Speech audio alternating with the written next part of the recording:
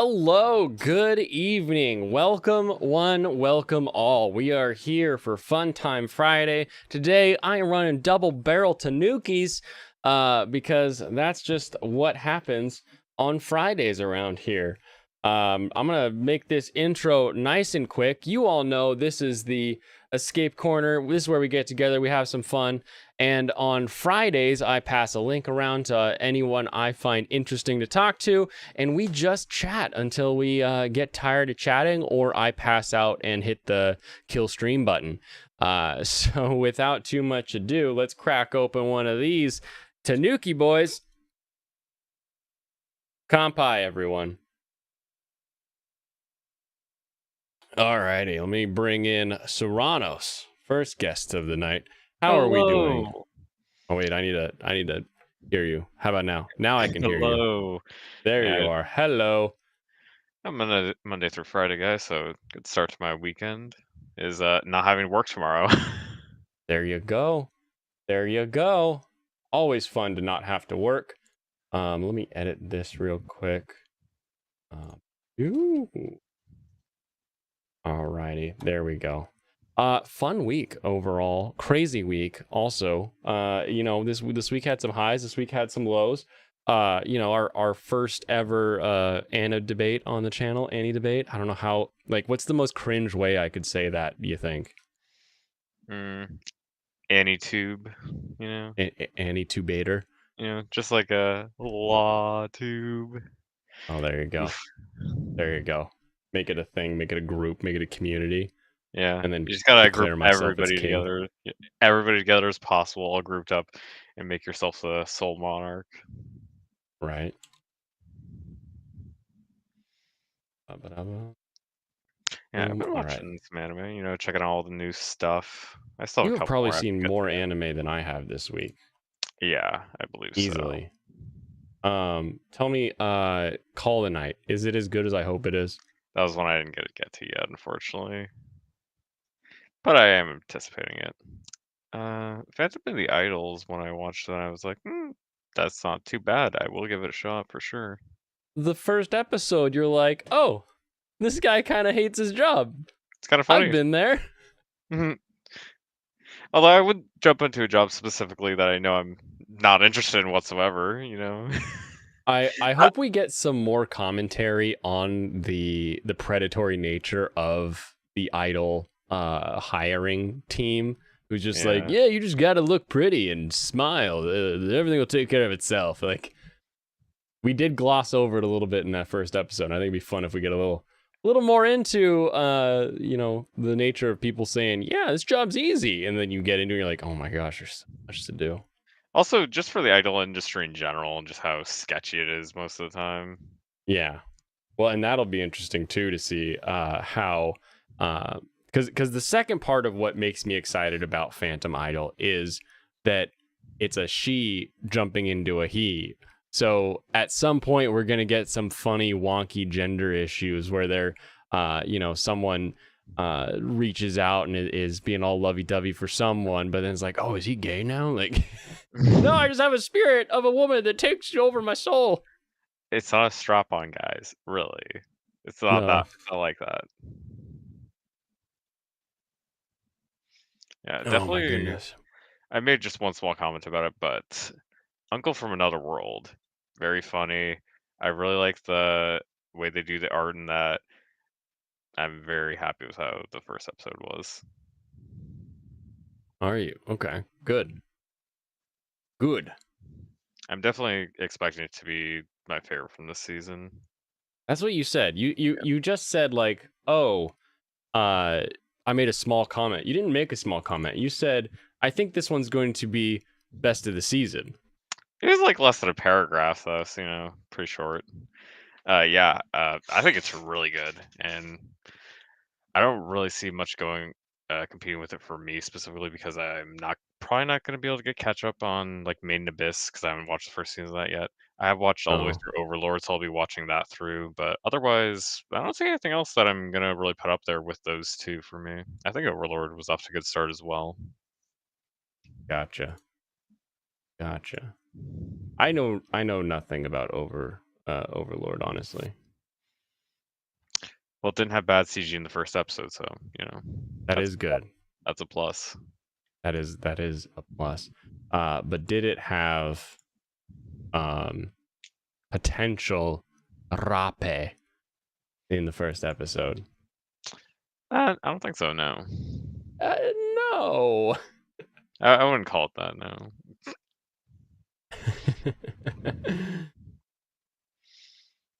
Yeah, All one of right. the other ones I would say I'm anticipating quite a bit would be what was the one? Uh, it's funny as I just like started like, oh, I want to talk about this other one I was watching, and I immediately forgot what it was. I have to bring up my list here just to remember the name. Oh, you're all good. I'm still Licorice still Recoil. Yes, sending that's what it links. was. Yeah, just Oh, like came back Licorice to my. Recoil. How do they say it in the show?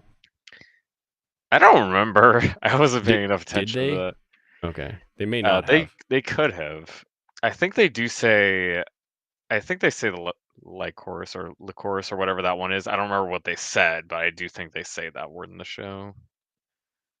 Yeah.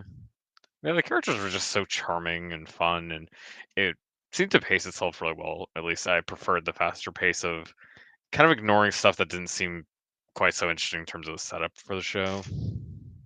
Interesting. Yeah.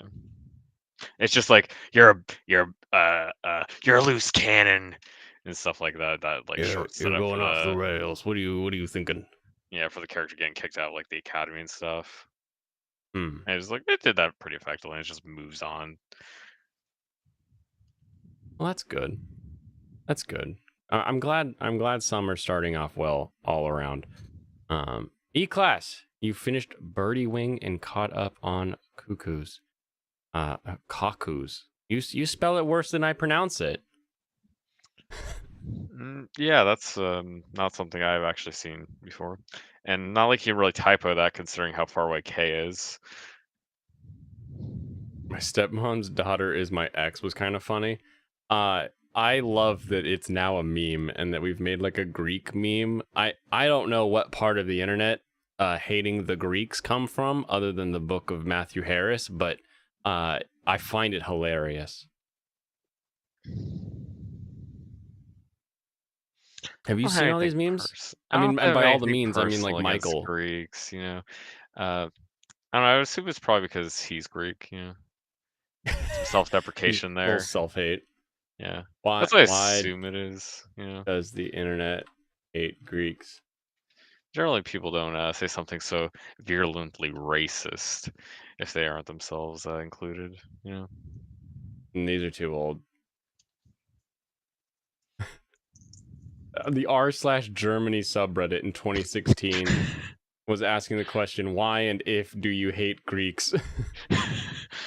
Well, if you actually live amongst like certain peoples from like nearby countries, I can understand some things you might not like about them and ways they Well, act. yeah, exactly. It's a Trojan tradition, as Gemini Ray says. Yeah, having lived on like the west coast of the United States my entire life, except for a short period, I have not had any interactions with like specifically Greek communities. I don't even think I've gone to any like Greek food place before. I've had Greek food, but I've not gone to any like shop or anything. Well, I'm trying to think now. Like, as far as like a Greek, like a grocer that was specifically Greek. Anything like that, or a restaurant or anything. Yeah. I mean, closest would probably be Big John's PFI in Seattle because they do like the Pacific food importing for everything. So if you want Mm. food that comes from not America or Asia, they have all of it. But that's an everything kind of store. You're blowing my mind right now because like what euros? We have plenty of euro places. There's like plenty of Asian places because there's also Asian immigrants on across the West Coast, right? Like Oh China, my, Japan, Korea. You can find any shops for like the that kind of best, stuff. Yeah, freaking best. Portland, like The dragon lived probably out in, here. yeah, like across Oregon, and I'm thinking like Salem, Portland, Springfield, Eugene, Bend. You Nobody can probably cares. The find Seattle Asian Chinatown's food. better. Yeah, but you can find Asian food at these specific places quite That is easily. true. Yeah. That is true. Greetings and salutations, everyone in chat. We got One Man Show. Kitty Bear still giving us all his thoughts on anime. He says, when will Ayumu make his move? I don't know what to think of this. No idea where this one will go. I I hope it just teaches me a little bit more about how to play shogi because I've played one game of like computer shogi, so like I had to follow the rules, but I want to know more. Your only interactions with the Greeks was one restaurant in Nevada and one of my college professors. I had a roommate that was half Greek. He was a hairy, hairy human. That is something I hear. That He seems to be would fairly not do the consistent. dishes. And one time I had an awful hangover, and to be nice, he made rice for me, but he didn't tell me that he made rice for me. So like 3 days later, when we went to use the rice, and it was like the cheap, like Big Lots rice cooker, right? It was just a cotton ball of mold in the rice cooker. Wow, that's I was like, gee, thanks. I'm glad you thought of me, but also forgot that rice existed in this pot for days. I don't really know how that ends up happening. I mean, I've had people like it's just like yeah, makes somebody else something and like forgets to tell them. It's just like in the fridge. It's like, what's this? Right? And just nobody like eats or whatever. But to not even put something away when you're the person that made it is incredibly strange. It blew my mind. Yeah, I've not heard Spent that the one before. Oh, we've got Kunoichi Tsubaki in chat. Spent the morning watching In the Heart of Kunoichi Tsubaki. It was odd. It was. It was great. It was all set up with this idea of like, let's make something like super interesting, and then it was just, oh, what if it's just interesting little groups of girls that are themed around zodiac characters, and it became not like it has this giant premise of having to physically separate men and women and tell horror stories about the opposite gender so they stay apart and actually do their ninja training, and never smash the genders together to make us see like what happens if they come back together. People always like it better when they smash. Yeah. Yeah, they do, but they've got 5 heads, so a little weird. A lot of real estate on those foreheads. Also a little young, so less people are interested in that, I assume. Introduction, next episode, more introductions. Yeah, for all, as soon as you start realizing that every episode introduces another team that represents the Zodiac, you now know what the next 12 episodes are entail. Makes me glad I just didn't even ever check it out. Yeah. No, I hoped that I would get something else, but never did. For chat, if anybody wants to skip the DM process, I have just posted the restream link in blainsescapecorner.locals.com. So if you join locals, it's all free. You can just click the link from there. It's just that extra step so that bots can't find links or do batters don't find links. So if you wanna bypass sending me a DM, then you can go straight there.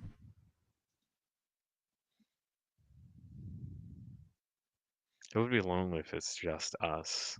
Oh, it's I not don't think gonna I be. have. I don't think I have enough to fill the time. I fill the time every day of the week. I could if fill it's time for like 10 if minutes. That's it's what I us, got. then that means that I get to bounce ideas off of somebody. Yeah, that sounds pretty good. So how was your Oh, week overall? You didn't talk too much about it. my Mostly just my short week stuff. has been fantastic, but it also has meant way more work.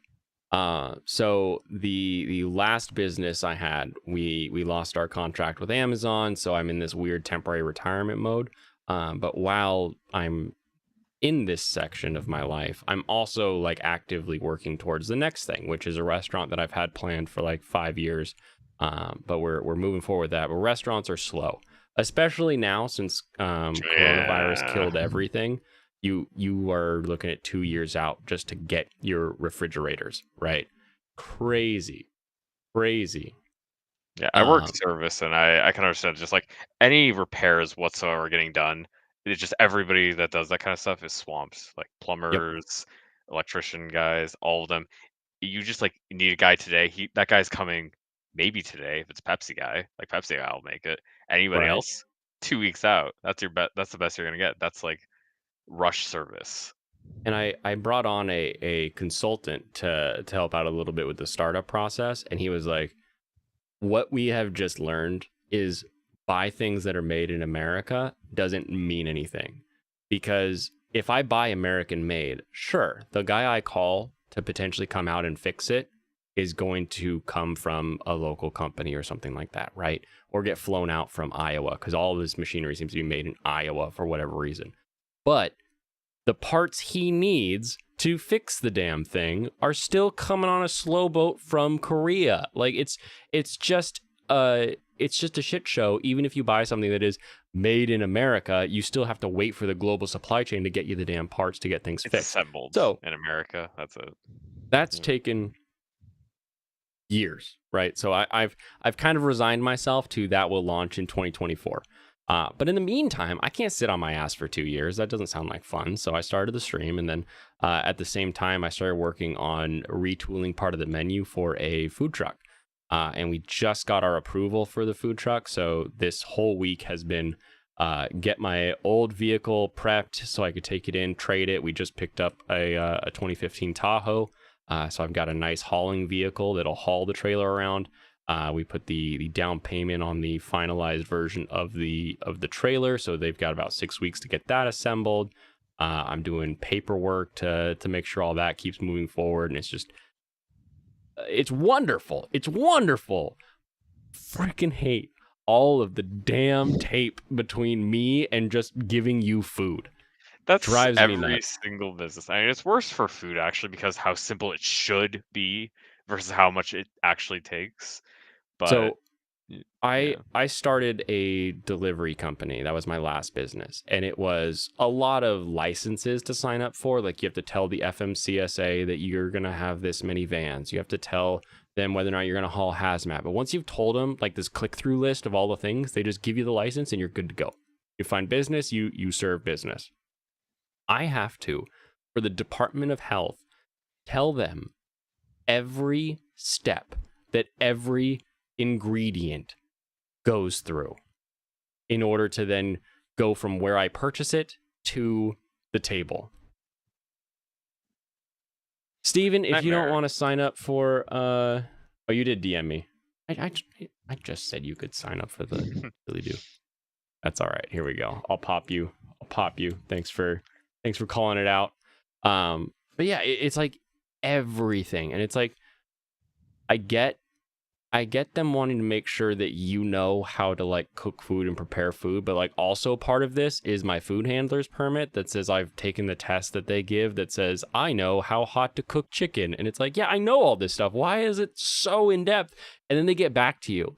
And then after that $1,000 review, it's just a review of your plans. You then have another like $1,100 to actually fill out for the permit to actually be able to do what you want to do. And it's like, what in the heckity doo-dah day is all this always taking long? Like, The and then you look enormity of around. bureaucracy is so insane, and that's why everything costs so much for all the reviews. You know.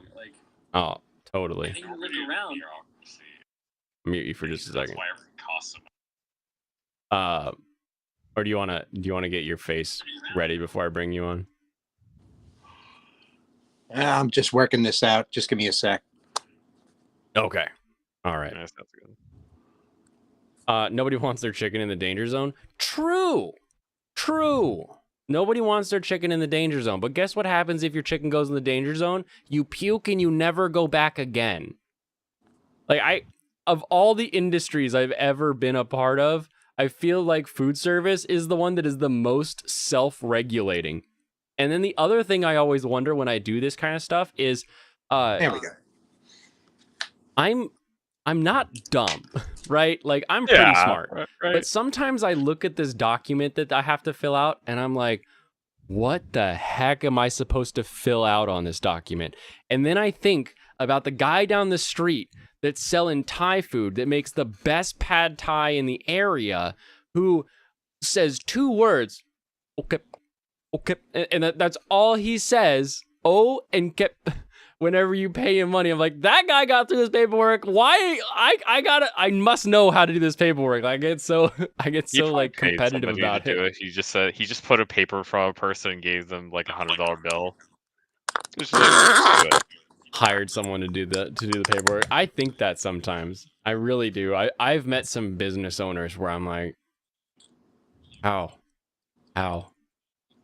Also, why did you decide that you needed to like start your own thing? You're pretty good at like the sales portion of things. Why don't you just work for someone else?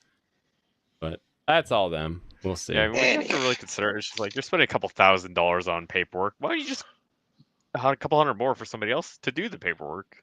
Exactly. No, I've got to do the paperwork. There's something about me that like I will pinching. let someone else do the work because that's the whole point is like you eventually delegate work out.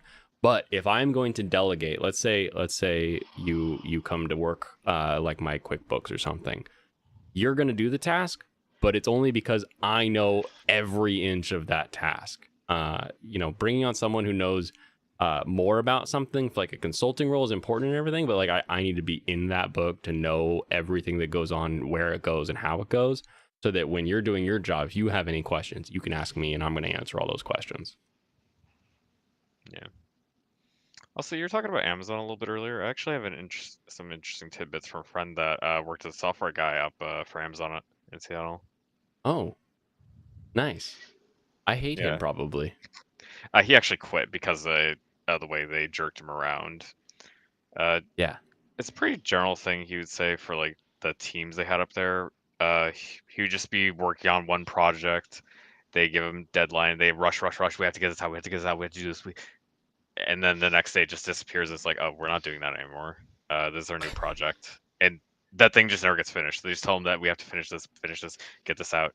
I think he was working mostly on internal stuff for Amazon's like other workers, but he said it was just a nightmare that they never finished anything. Nothing ever got finished. It was always tossed onto something else, and they're just treated like disposable robots that would just keep working on a task until told not to, and that they would just keep putting in tons of hours despite not having any results whatsoever. And he just couldn't deal with it anymore, so he went somewhere else. Right. No, it's the nicest thing I can say about Amazon is that it is 1,000 people that are all trying to help you that are not talking to each other. That is completely correct. The entirety of that situation. Now, I was in the logistics side of things, so it was the delivery companies that are actually dropping stuff at your door. So we're the last person that has to deal with all of the downflow apps and everything that are garbage. I have to be careful about what I say because I do. I have some legal things that are moving forward, but it is not fun, I'll say, to deal with Amazon as a contract partner. Yep. What do SJWs and Atoms have in common? They both make up everything, and if you aren't careful, they might go nuclear. A joke from chat. Were you expecting somebody else to jump in there? You had a long pause. No, I just anytime I tell a joke, even if someone watches this on like the distant restream, I want to like give time to I'm just gonna mute you for a second. Maybe somebody wants to guess the joke. Maybe they don't want to work. Like if I'm like knock knock, and I just let the imaginary audience member say who's there. Like just let them have their bit. We can talk together. Paperwork, what's that? Licenses. Got one to drive my car. Sure. Taxes. Dirty word. Yeah, that is true. Taxes are awful. This bad boy can fit so many taxes. It got all the taxes.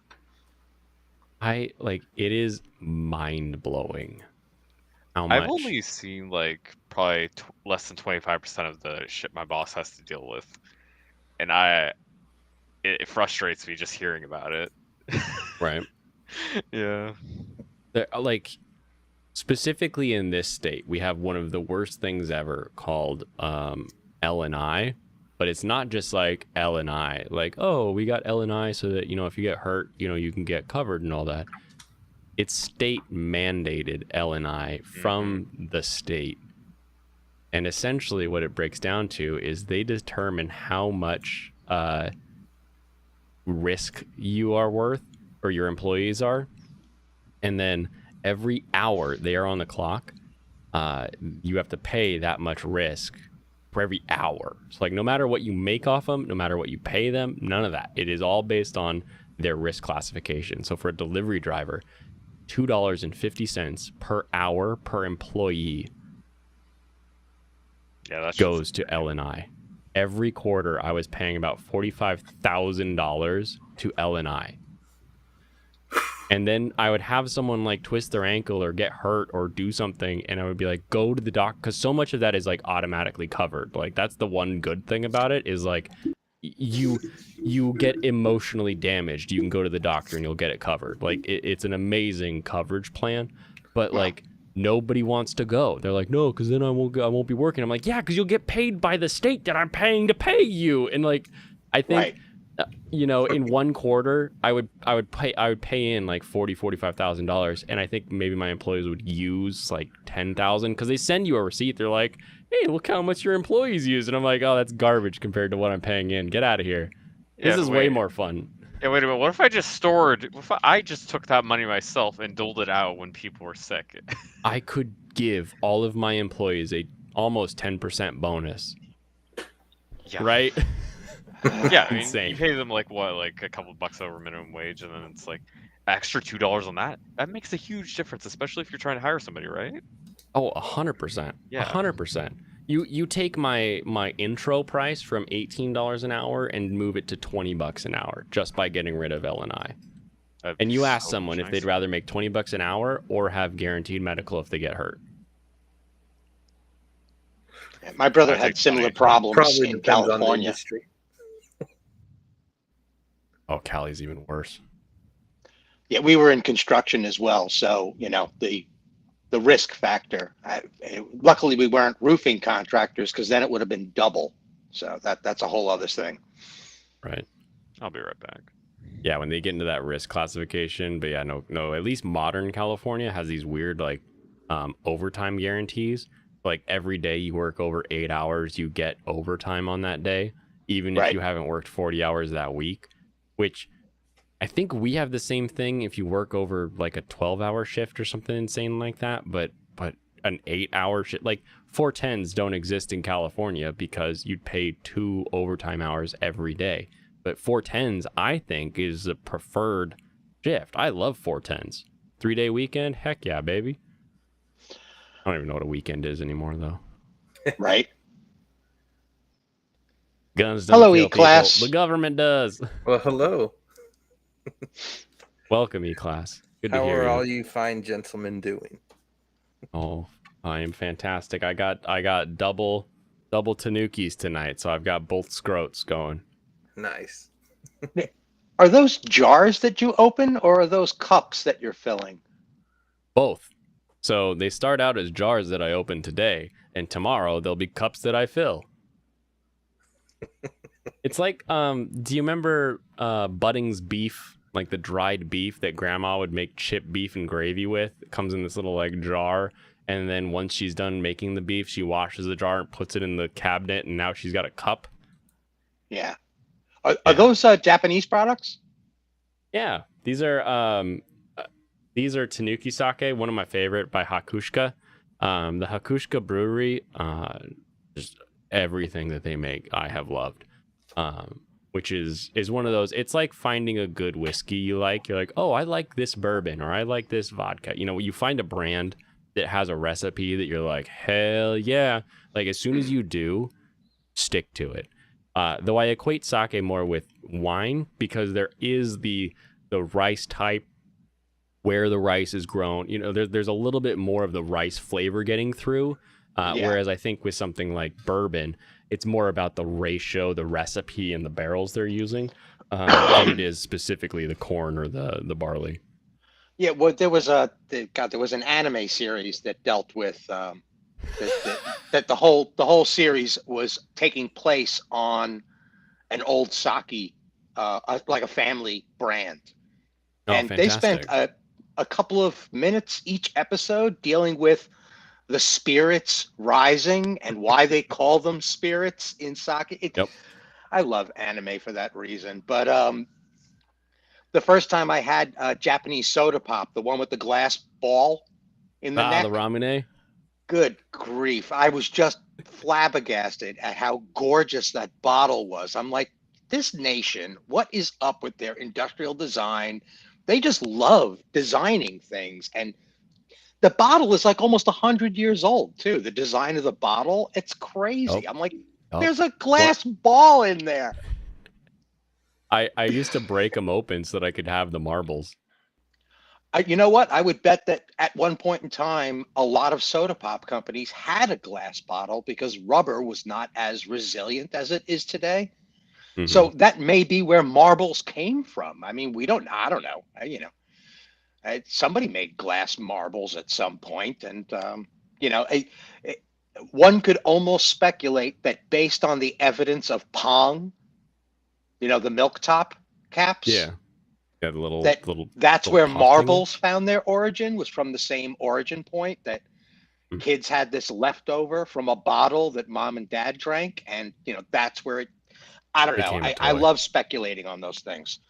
There was a time where we couldn't buy toys, and we made toys out of whatever we had. Right? So I get it. Yeah. I get it. Oh, and kids will do that too.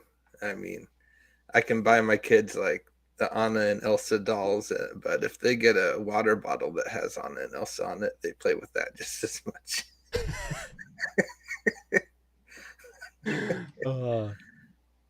Anna and Elsa put on a few pounds. Little bottle shape. So I have not we- heard that story about like our marbles. I wonder too. There's Find got to all be that a history somewhere. I'm sure Wikipedia will lead you someplace with it, but yeah, hysterical. Speaking of that sort of ingenuity, like one of the coolest places to go to are anytime that you can go to like a museum for a factory in Japan, because it's always like history of the product, and it's always about the one guy who is like, well, what if I flash fry these noodles and then freeze them and then put them in a cup and then we just add water to them? Does that work? And they're like, oh, well, it doesn't work quite yet. And so they find a way to flash fry them in like a specific oil to make it work. And bam, you got cup noodles. And then you see like the original cup noodles, and they have this wall where it's like the first cup noodle, and then like every iteration until you get all the flavors at the end of this giant hallway. And you're like, they're still the same. Like that guy in 1950 whatever made the same dang thing that we're eating today. Yeah, and somebody just put up a video, probably earlier this week, on the anniversary of gummy bears, like the company, the original European company that came up with what we know today as gummy bears, even though gelatin candies have been around forever.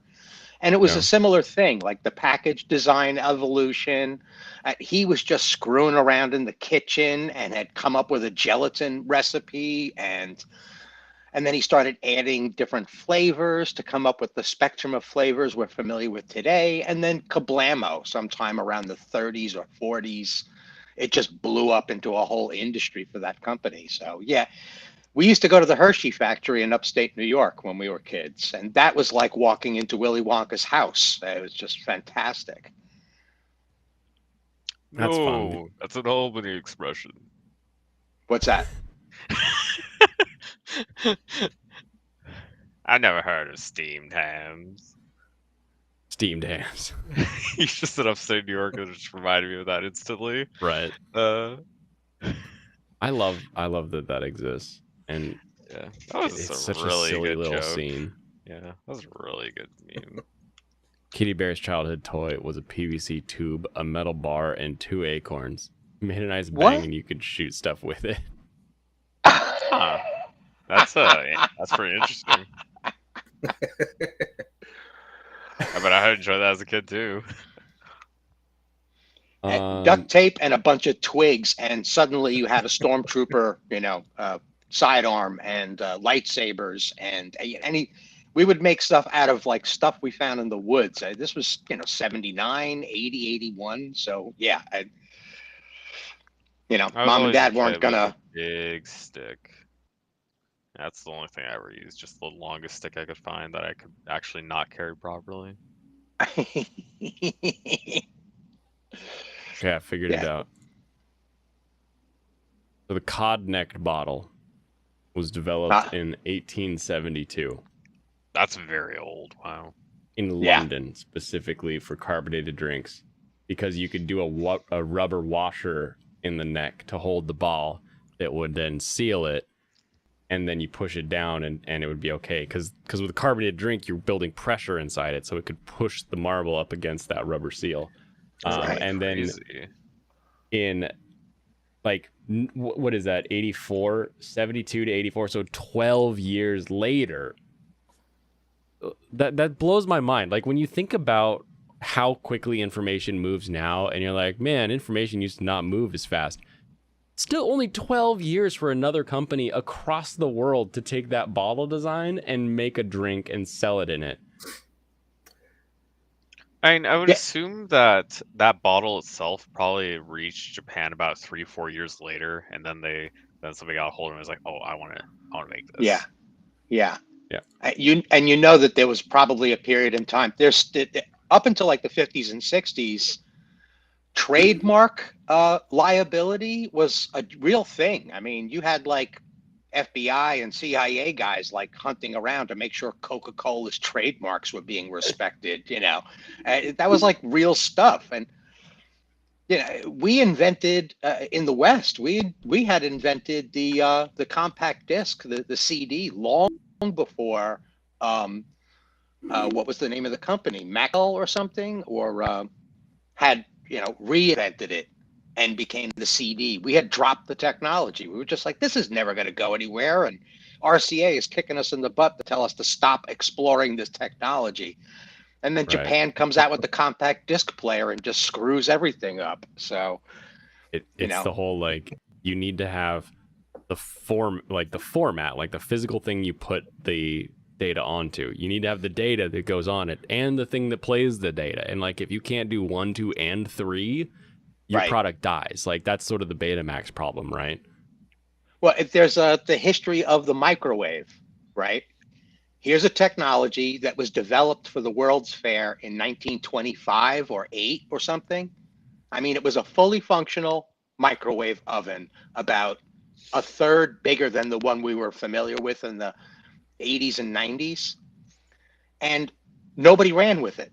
The technology was shelved until mom and dad started both having jobs, and mom just didn't have time to cook. And that's when the microwave was introduced in like the mid to late 60s for the first time. I was gonna ask, was it originally advertised for cooking?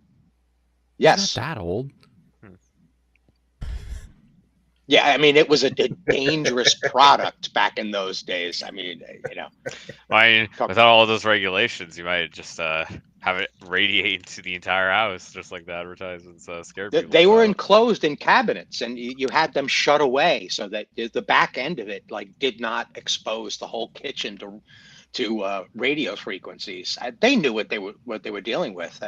When I was in the Army, we were dealing with microwaves, and a demonstration that the drill sergeant showed us was throwing a Twinkie up in front of one of the microwave dishes, and by the time it hit the ground, it was deep fried Twinkie, like within seconds. Have you seen the anti-riot microwave gun? Yeah, I've seen, at least allegedly, I've seen mock-ups. God only knows what they really have. But yeah, radio frequencies will disturb. Are you familiar with it? Personally? I don't know. He said, I have, in a very confident way. I want to know. Wait, you're talking to me or E-Class? Oh, E-Class. E-Class said, I said I haven't. Oh, you haven't? Oh. I've only seen the thing that could easily be faked, where a bunch of people are standing there and then they turn it on and they're like, ow. And then they like move out of the way. So it essentially, the microwaves by that distance only boil like the top layer of water that's in you. So it's very uncomfortable very quickly, but as soon as you step out of it, it isn't. But at the same time, It's like just a bunch of people standing there that then go, and then like move out of the way. And like, okay, well, is that real? Who knows? And that would seem effective if that's what it does, Yeah, the technology is that imagine, some of the diagrams you may have seen for like why stealth technology works, where the radio frequency bounces around inside the honeycomb. And that's what deadens the radio signal. That's why they can't be seen as clearly, because it's actually creating a gauze of radio disturbance. Right. So imagine that hitting organic material and bouncing around inside of your cells, inside of the bone lattices and everything like that. Even at lower frequencies, it's not necessarily going to do serious damage, but that tingly sensation will distract you enough to stop rioting. These pacification weapons they've got them. I'm surprised that they haven't used them yet, but hey, the future is, bold and bright. Who knows? Yeah, there are many much larger protests that they're worried about anticipating, I would assume. We're seeing I some don't of think that in the Netherlands right now, right? Right. Like that goo gun that they use in the second episode or the third episode of Ghost in the Shell standalone complex. The Laughing Man series, where they shoot the goo gun at the tank and like stop the tank with that sticky goo. It's also an Outlaw Star, right. the same weapon. That is legit. I've read articles in Scientific American and some other magazines that's a legitimate technology that they have. They could shoot it out like a foam, and then it tightens up, and you just can't move. It's like cartoon glue. It's hysterical. Reminds me of the scene from The Incredibles where it happens to Mr. Incredible gets hit by basically the same thing, big goo gun. Exactly. Yeah, same concept. Instant epoxy. I'd be interested in seeing that in real life. Yeah, right. I've never seen a full blown demonstration. Only diagrams of the technology, like what they expect it to do. But is it as strong as dry erase lightsaber? I think that's the real question. My brother and I would spend hours talking about how a lightsaber could possibly work. I mean, gravitational centers with lasers firing around a hole they would reach a certain distance and then fall back into a gravitational well at the center of the lightsaber. We speculated for hours and hours and hours. How would that device even work? Is it a flame that's being... A couple years ago, I saw a video where someone tried to make a lightsaber, and that was pretty cool. But I've seen a few of those guys, and they've been pretty successful, but... Yeah, it's not like the best. It's not like it just pops out like a beam, though. It's right. Who's the one that built like the plasma torch that like just goes? So it essentially is like a 20-foot lightsaber. Yeah, that's the one that I'm talking about. Go ahead. Yeah, I assume we were probably thinking mostly the same thing. There's the one guy, or the guy made two different things that I saw. The first one, or his first prototype, was he had metal rod that he superheated. And then the second one he had a longer, like just more of plasma, magnesium, something flame. But is it going to be as good as a bunch of children sticking dry erase markers end to butt until they make a long enough one that they can swing it around? The only problem is that it collapses under its own weight eventually. That's the biggest downside. Yeah, the first time I saw the Gundam version of a energy sword, I was like, that's it right there, where it's basically a big steel chainsaw base with a hot wire on the edge of the blade, and that's how that would work. Is that it's actually an electrical slicer. The heat hawk. Freaking love it. I was like, see, you got to leave it to the Japanese. It's like they would just figure out how this technology should work.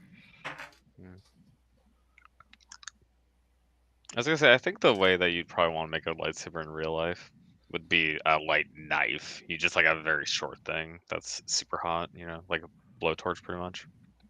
Yeah, if you had some sort of like a horseshoe shape that the beam went from point A to point B on the other end of the horseshoe, I could see easily being able to make some sort of a laser weapon like that, where it would cycle back through the horseshoe and then cycle back in like a whatchamacallit, like a collider.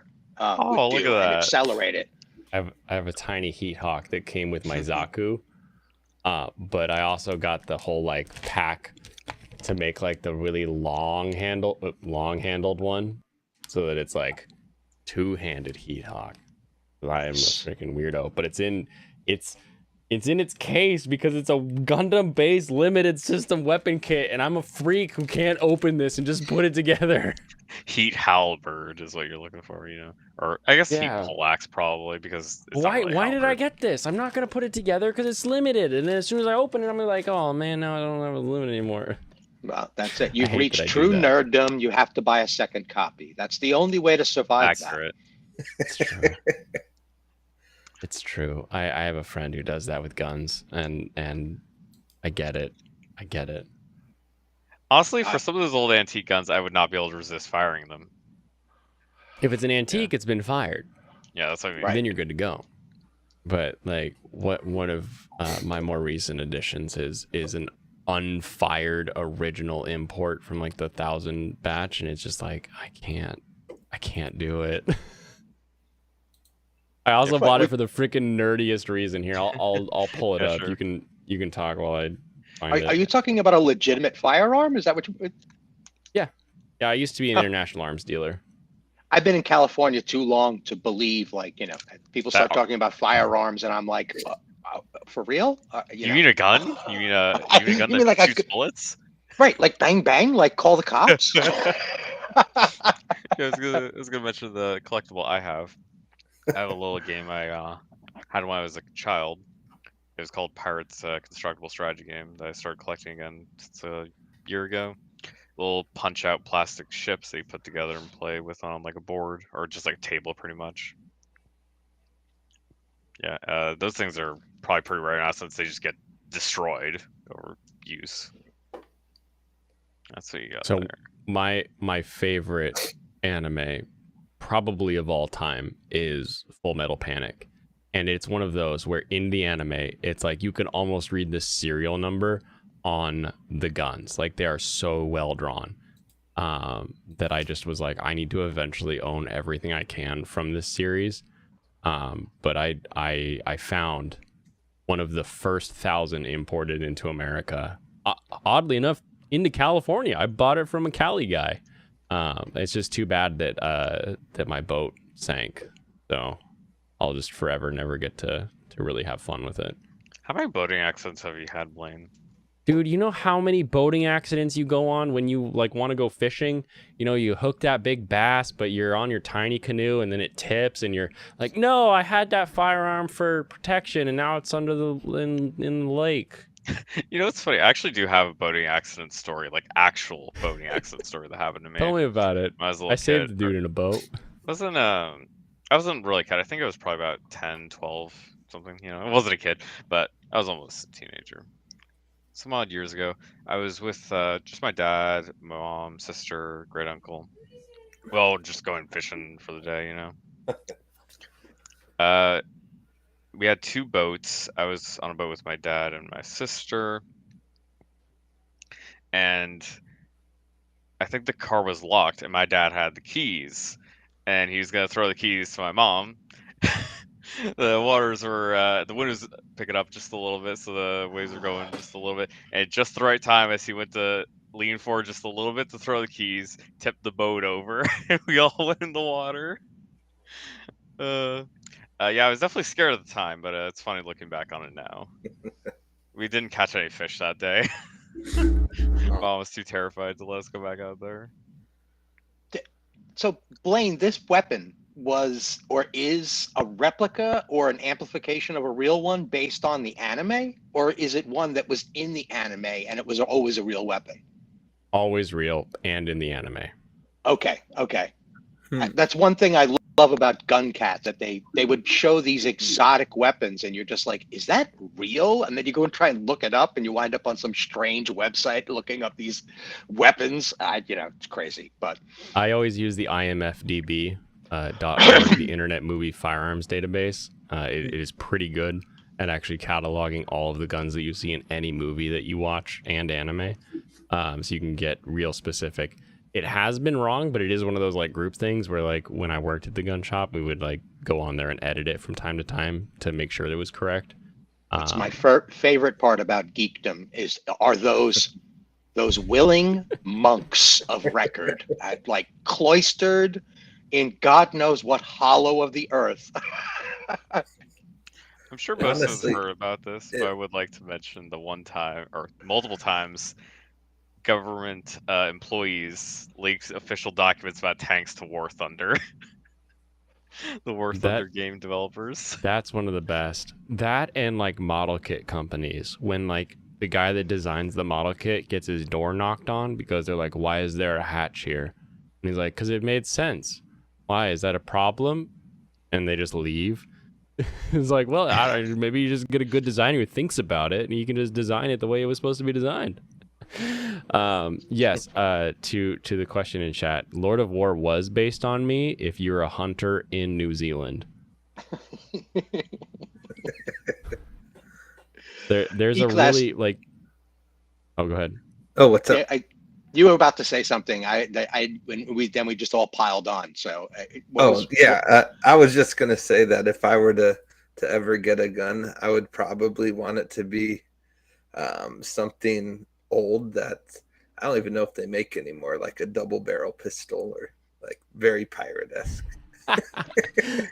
Right. Definitely don't make those, but I think you could find a way to acquire one. Somebody does. That's the crazy thing. Like the gun industry is an industry built by like there's major pillar companies, right? Like you've got Smith and Wesson, you've got Colt, you've got Ruger, you've got these big companies.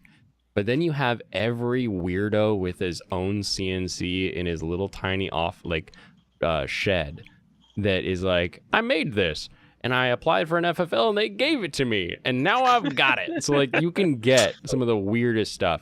But what you really need to do is just sort of like talk to all of the gun shops in your area and say like, hey, here's what I want if there's ever someone looking to sell. Because part of what I used to do is I would value people's collections, and most of that was widows. They would be like, hey, my husband's dead. He has all these guns. Come tell me what they're worth. And I'd go out and I'd do a full appraisal on their firearm batches. Wow. And there are some weird ass, like there are revolvers from the like 1700s that have like this weird double stack with two barrels. So they have like 20 shots in a revolver. And it's like anyone who tries to bring up the like, 30 rounds isn't what the founders were thinking. It's like they had 20 round revolvers. I think they were thinking about repeating firearms. Yeah. The fact that there literally were repeating cannons available, or not like quite cannons, but just large caliber arms. Some of the earliest multiple shot guns were multi-barreled. Each barrel was loaded and you just rotated it into the hammer position, like the whole barrel. But Togusa's revolver is based on a legendary revolver. It's not bad. So there's a company that makes it again. I'll have to Google it to figure it out. But basically, the what's weird about it is on a revolver, you typically I can show a picture. Typically, well, I also wanted to double classify that the same revolver design is in the episode of Trigun with the drunk gunsmith. Here's the double revolver I was telling you about, E-Class. It has basically 2 cylinders that you fill. Wow. Blah, blah, blah, blah, blah, blah, blah, blah. Freaking crazy. It's super funny. That looks awesome. So tradition says hammer with a spring swings and hits the round at the top of the chamber. It goes out the barrel. And as it does that, a little bit of clockwork rotates to the next one, to the next one, to the next one. Right. This is the modern version, the RSH-12, where it actually fires from the bottom cylinder, but you still cock a normal hammer.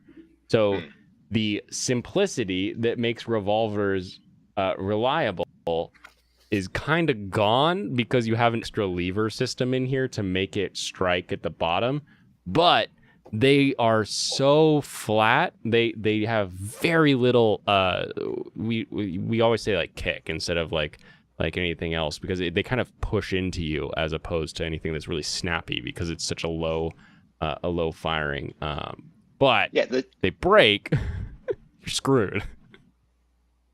But do you remember the episode I'm talking about, Blaine, in Trigun? Or does anybody? In Trigun, or are you talking about Togas's revolver? Well, I'm the same revolver, because I think that they're both actually based on an actual Japanese product from the 1920s, where the barrel was on the bottom of the cylinder. Or somebody else, some other country that brought it to them, but basically became like their six-shooter. Because I know Two Togas's mentions revolver seems is really based strange. on the Mateba. Well, that's what they call it in the show. Well, that's what it is. That's what's the beauty of anime, is that they don't shy away from just calling it what it is. Right. They're like, oh yeah, this is the thing, because gun nerds will be like, yeah, it is, I love it. But yeah, so you can get these Mateba revolvers still, but they are hard to find. But Rhino makes a modern version of that. I don't know if they bought the patent or just the patent expired, however that works. But yeah, that whole big chunk of weight. Plus, you put all this steel on top of your barrel. It's not going to pivot when you pull the trigger. I'm going to be honest. I don't think anybody has a patent on that. Yeah, I assume it just went by the wayside. You would be surprised. Yeah, you would be surprised. Well, I guess it could last long enough. That's true. Yeah, I just assume it's very, very old. That's all that steel on the top of the barrel also acts pistol. as a heat sink, so that the barrel doesn't heat up, so you don't get contortions in the barrel. So the barrel actually can fire more rounds for a longer period without getting too hot. If you could fire a revolver that fast, you must be Hickok. I was gonna say, I'm not like a huge gun guy, but I have noticed that kind of design style of like quite thick barrels sometimes on pistol, and that kind of makes sense. Yeah. It is. You're right. Yeah, You're right. All that heat does bizarre stuff. Like one of those. You know what's fun is you could actually get one of these as you could buy it and you could mail it to your house, because it's not technically a firearm. Right. Especially if you use like cap and ball. And next step, you want to actually hunt with it. Now you can hunt with the black powder committee. So during deer season, bow hunters get to go first. And after their season starts, they get a few weeks on their own, and then black powder starts. And then you get people who can actually kill a deer, who go out and actually bring one back.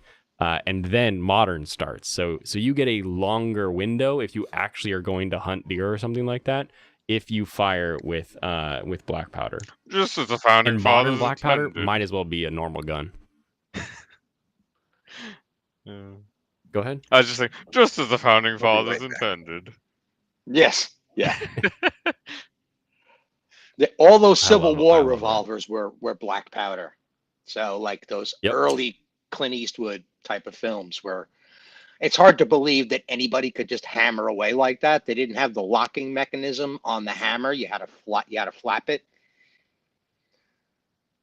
The best. I'm trying to remember. I think it's Unforgiven. Where I'm pretty sure, Unforgiven with Clint Eastwood, and he finishes firing all of his rounds, and then he's like slowly walking towards the last guy to kill, who he like just nailed in the leg or something. And while he's walking, he's replacing the cylinder, because on a lot of those old revolvers, you swing this arm down and the cylinder actually pops out. So you would just keep cylinders that were preloaded on your belt and pop those in, as opposed to, you normally see like the belt that has all the bullets and rounds just hanging off it, right? Right. Like rounds on a belt, sure, it looks nice, but realistically, they would have whatever they needed, right? So they would have a couple cylinders, so they would just replace with a cylinder. And I remember my parents got a bunch of those spaghetti westerns and stuff as like DVDs back when special features were a thing. And they talked about how that scene took like 15 takes, because there's so many little things you have to do to make it work, and he's trying to give a line as he's walking and looking at the guy, as opposed to looking at the gun while he's trying to fiddle around and make the changeover. I like those little bit of realisms. Yeah, not to mention that Clint at the time was he was pushing late 60s at best.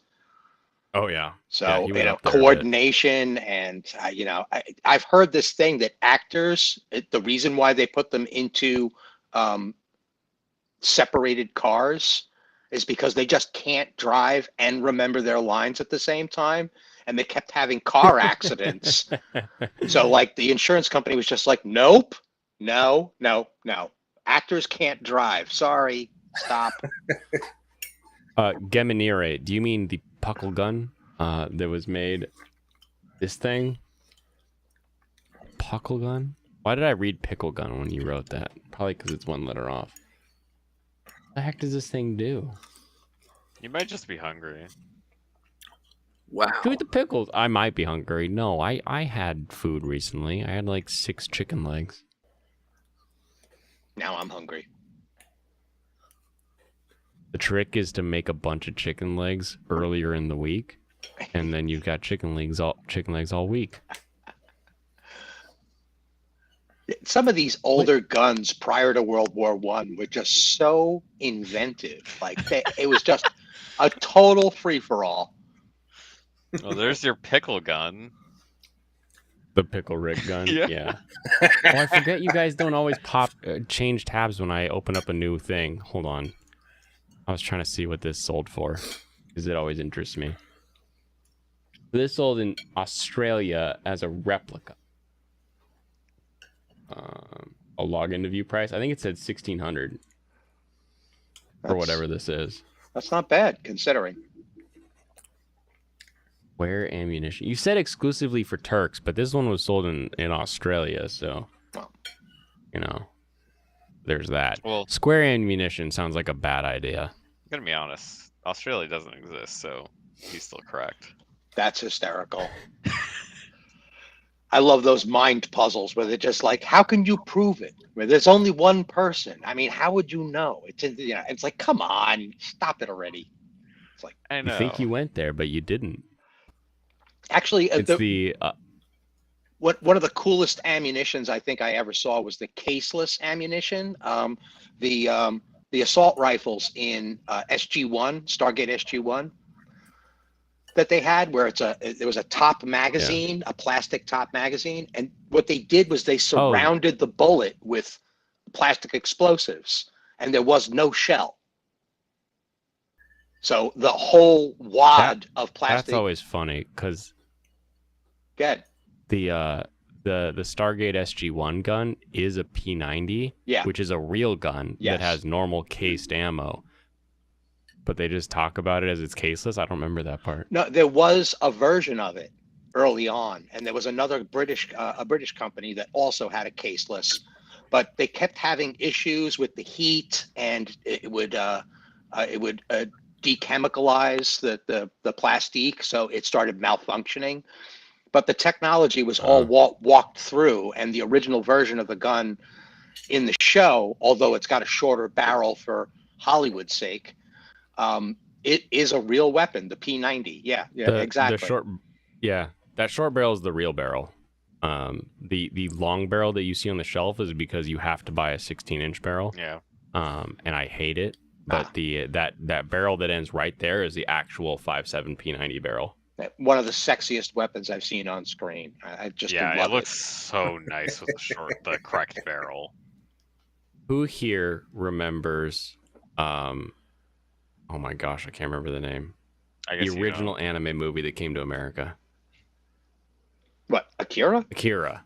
Does anybody remember Akira? I have not watched it. Yes. I didn't watch it. Do you remember the gun that Tetsuo used in Akira? But the laser rifle, right? The G11? Yeah, I would not be surprised if it was actually based on something that some artist saw. And I'm always curious about what those relationships were like. But go ahead, and then I'll be ridiculous.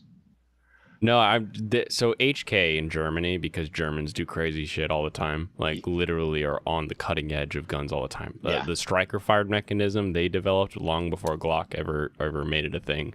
And so this was their original caseless ammo weapon. So when you brought up caseless ammo, I immediately went to the G11, and the fact that I brought this up as like a thing, and a guy that I never thought would ever make an anime reference in his life was like, "Oh yeah, that's the gun that Tetsuo used to shoot." And I was like, "What are you saying right now?" How old is this guy? He at the time I think I was 25 and he was probably 30, 31. Yeah, So okay, like not he was super my old. age now, but just he was such a like an MMA fighting buff that like I never would have expected it from him. But he just pulls out this reference to this old ass movie. I freaking loved it. That's fantastic. I actually have heard of the G11 before because I played Girls Frontline gotcha game. That Yeah. is amazing. Have you seen Yupote? No. You haven't seen Yupote? No. God, I need someone else to see Yupote so we can talk about girl guns at some point in this show.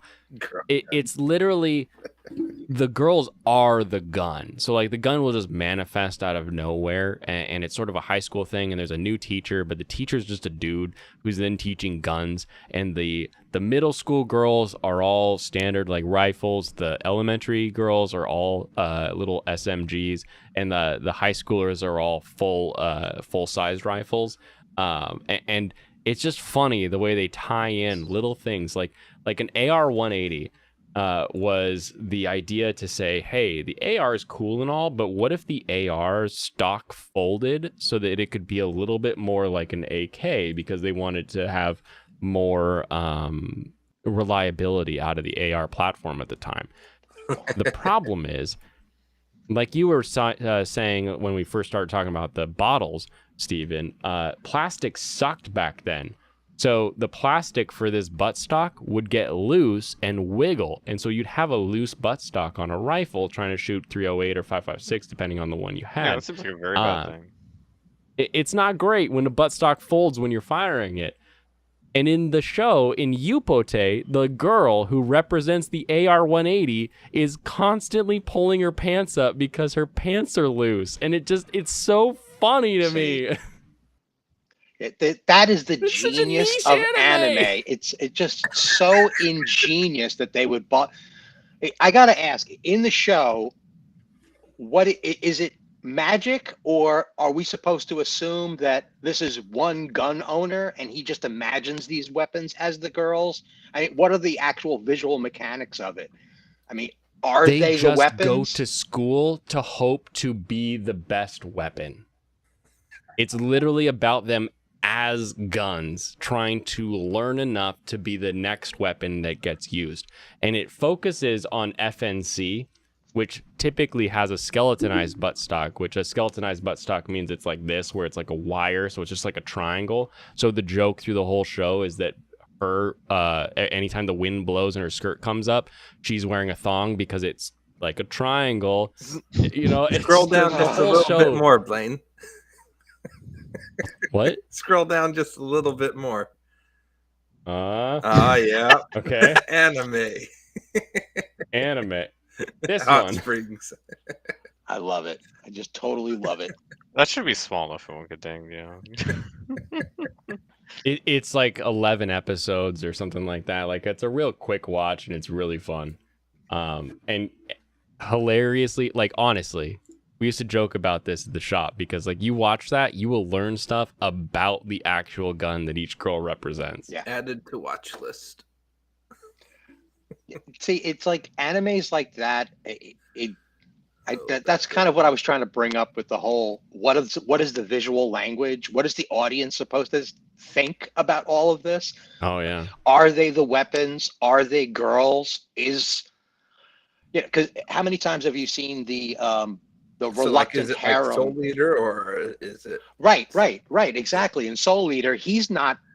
Is he the cleaver? Is he the sickle, or is he the boy, or is he a spirit within the sickle?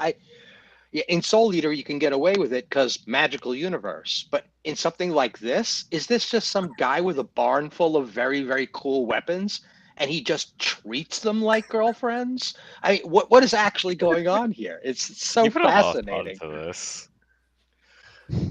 He's the guy who has to decide what the next primary weapon is for the Japanese not military. Oh, okay. That's my guess. Okay, But so- no, I honestly, I think it's just some guy who was like, what if they were girls? Like, I really think that's as deep as it goes. Yeah, Well, pretty And much. that we can apply whatever we want to it.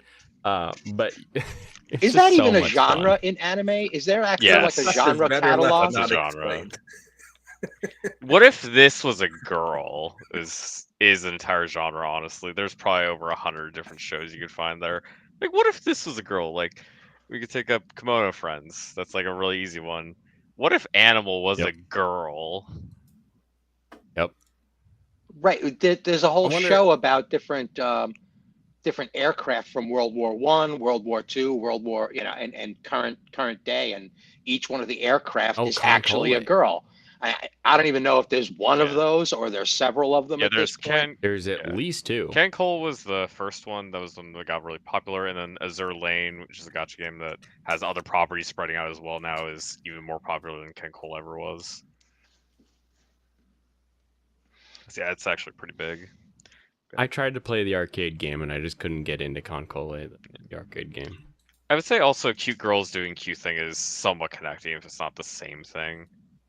Somewhat similar idea of just like this thing. It's What if, almost like what if- isekai. yeah, what if cute girls were into barbecuing? We need that anime. What if cute girls were into barbecuing? That'd give them a good Right. excuse to make a lot of Have juicy you stuff. seen Aki-Kon? Nope. Paru Chimbaka brings it up. What if girls were cans of juice? It's insane. That sounds This pretty guy funny. goes to a vending machine because it has this limited edition can. Like, I was just talking limited edition, but this guy will drink the limited edition juice and keep it on his shelf. And so he has all these cans on his shelf, but he goes to drink the juice, and then the juice can like freaks out, and then it becomes a girl, and suddenly juice cans are girls for no reason. Yeah, What that show is this? actually makes me angry because it reminds me of the vending machine isekai. I checked out the first chapter of that. Is The this guy- something that Paru Chinbaka recommends? I recommend everybody watch the first episode. I don't know if I can recommend it past that, but the first episode, you're like, whoa. Yeah, Persian, I want to see that manga. I'll definitely look that up later. That's How to fascinating. grill our love. Can. You referenced this previously when I was talking about grilling food. Yeah, we could probably design an anime just based on the whole grilling thing, because you've got the hibachi would be the traditional small girl, and then you've got like the background, the rounded one from the 60s would be a different type of girl, and then you got the gigantic Big old barrel smoker. yeah, and she would be just curvy and voluptuous and like all kinds of features, and yeah, it's like you could easy. It's so easy to design this, like. I think I like the Fantastic. I idea of love it. basing the character designs on the grill is good. I wouldn't want them to literally just be like they are kind of the grill or they only use that grill, but I like the idea of Last designing one them like episode. to be representations of like anthropomorphizations, whatever. Well, I can't say it. I'm Anthropomorphization. sorry. So It's got so a- hard. Yeah. I've where got do a you watch narrative that? I workaround. don't see it on Crunchyroll. Do I just find a website and type it in on No, Google? Aki-Kon's on Watch Crunchyroll. free? Is it? I swear I watched it on Crunchyroll. typed in Hold the- on. It might not be on Aki-Kan, there anymore though. Which yeah, It could be. Crunchyroll's I been thought going it through was some ups and downs. they put down as the name. Yeah, I do want to go back 1 second to talk about the vending machine isekai. I read yeah, I can't get off my mind. I read the first chapter. Oh, it's on High Dive. Sorry. Yeah, like it probably was on Crunchyroll before, but the vending machine isekai, the way it starts, this guy he just like loves vending machines. He thinks they're the greatest, and the way he dies is not that he gets like hit by truck-kun. No, the truck hits a wall which slams into the vending machine he was in front of, and it knocks into another vending machine, which is going to miss him. But then he dives in front of the vending machine so it doesn't get cracked in the front, and he gets crushed by the vending machine and dies. I love that. And I then get hate it. That's friggin' hilarious. Then he just exists as a vending machine in another world, and that's how it starts. I stopped reading there, and I was just done. That's fantastic. Parochin probably brings up a good question that for the Steven point of like, what are we supposed to actually be seeing here? Uma Musume, Pretty Derby Girls. I always assumed it was just straight up half girl, like a weird world where bestiality exists because they just have the ears and tails and run fast. And we never really meet the dads, if I remember. Like, it's just like, oh, I have a horse girl. And all the male horses have been turned into females. Well, to answer the chat's question, I think it's a case by case basis. Each show is dealing with a different set of mechanics. I always go back to Hatalia as a perfect example. It's like, yes, in the show they are Chiba and they treat each other as Chibs, right? But we know as an audience that they are countries. So we see the jokes because we get the history, but it's not like they know their own history. Like they're in another dimension where there aren't countries. There's just people. There's just Chiba versions of them. And World War II was fought between like 6 characters. So I think it's a case by case basis. But the barbecue show, the way you could work around it is that he's trying to buy a grill, and every night he has dreams about going to a showroom, and the showroom is filled with all of these grills, and all of the salespeople are individual female representations of that grill, and they become like the goddess of that grill. Like all the grills, they start telling history of that grill company and how they started off as this and that and the other thing. And yeah, anime could so easily write itself like this because there's no rules. There's no rules until you start nailing them down in your storyline, and then those become god tier rules. Yeah, I'd say there's definitely a lot of different dump ways truck on the girl. Just imagine the dump truck on the girl that is the barbecue that has to get hauled with a trailer hitch. Yep. Yeah, it needs to be in a brick enclosure. You could almost give her features to do the whole three little pigs version of the barbecue that's based on the.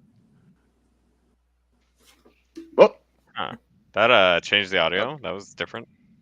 That's weird. I didn't think that would change audio. Say something again, Steven? I'm still here, I think. That's it went right back to normal. That's really odd. Not seen that before. Freaked out when I turned on my lower banner. Yeah. Oh, really? Oh, that's because my headset cut off. It lost my phone. How's my sound quality on my phone, by the way? So far, you're great. Yeah, the only issue has been when I turned on the ticker. And then it did something odd. It kind of got echoey. It didn't. I think the settings weren't being applied properly, like the gain adjust and stuff like that. Echo cancellation. All right, Kitty Bear. I'm gonna watch this and then I'll see if I can show everybody. There are countries and they have human representation who historically match their armies. Yes, definitely. Has there been an isekai where the protagonist gets hit by the truck and becomes the truck to continue the cycle? Like a vampire. You know, there's actually one but funny. That truck has to be a girl. If we're continuing that cycle too. I'm gonna take a second here to find the manga I was thinking about. It was some Southeast Asian country, I believe it was from Thailand, I believe. I think it was a hitman who drives a truck and kills people to isekai them. Like he's God has given him the task to kill people with his truck. But E-Class, there's a moment at the beginning, right? You can hear me? Yeah, I can hear you. Yeah, you're good. Okay. Yeah, because my sound wave isn't dilating around my avatar. But anyway, at the beginning of 3x3i, he's hit by a motorcycle, and like that's what starts the whole process of him becoming her, basically like her demon slave or something like that. I'm wondering where that history actually comes from of like becoming an object because of a terrible accident in the presence of a demon girl or something, or I don't know. But yeah, that's stuff fascinating. There is that bit where like you need special like you can't just get bit by a vampire to become a vampire. Like you have to be a virgin bit by a vampire of the opposite sex to become a vampire, and then you're a vampire slave. You know, so there's some of that interesting where it's like, you wonder if it's like part of the original myth or it was people like, well, I'm okay because X, Y, and Z, and like they make up that story that then gets passed around. Yeah. You wonder what books they read. Go ahead. Oh, I was just reading Parochin Baka's comment, telling us about the truck manga where it's called Isekai Transporter. That's what I was thinking of. Yeah, she knew. That's fantastic. Okay, we have a pretty funny one that that Kitty Bear just shared with the group.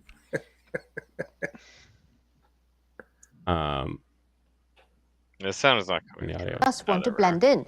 Well, one Japanese designer has the answer for you. By day, it is a simple skirt, but when the wearer senses danger and needs to hide, the skirt can be transformed to look like a... Wait for this. A vending machine, giving ample room for one person to hide. The designer said she was inspired by ancient ninja spies who would wear clothes to blend in with their surroundings. Now, with vending machines everywhere in Japan, the designer says they are the perfect modern age camouflage. Have you ever seen a vending machine that's small? Yes, there are vending machines of all size in Japan. Isn't that a jutsu in like? Hilarity. Didn't Naruto do that with like a wicker vending blanket machine or something? jutsu? That's hysterical. It's just all the people that are walking past. They're just like, what? Like they're all turning to look.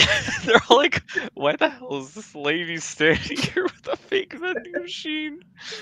I love that. So the old ninja trick was to use like brown cloth to hide yourself against like a tatami floor or the ceilings that were made of like mud and wood and that kind of thing. Right. And then it's become this sort of like crazy sticker that like peels away in like ninja anime. But it's so obvious.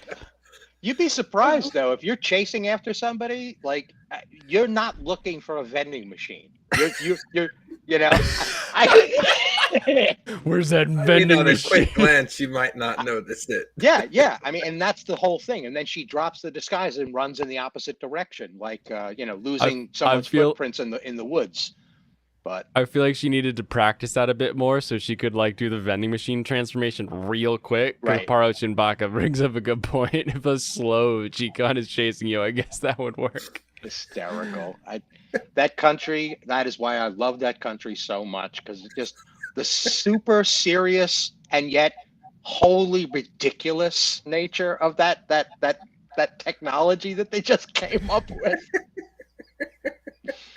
But then again, the reversible jacket is a real thing. I mean, spies would wear jackets that were two different jackets. So it would be a legit jacket on both sides so that you could flip it around and it would be a different jacket. So you could lose yourself in a crowd.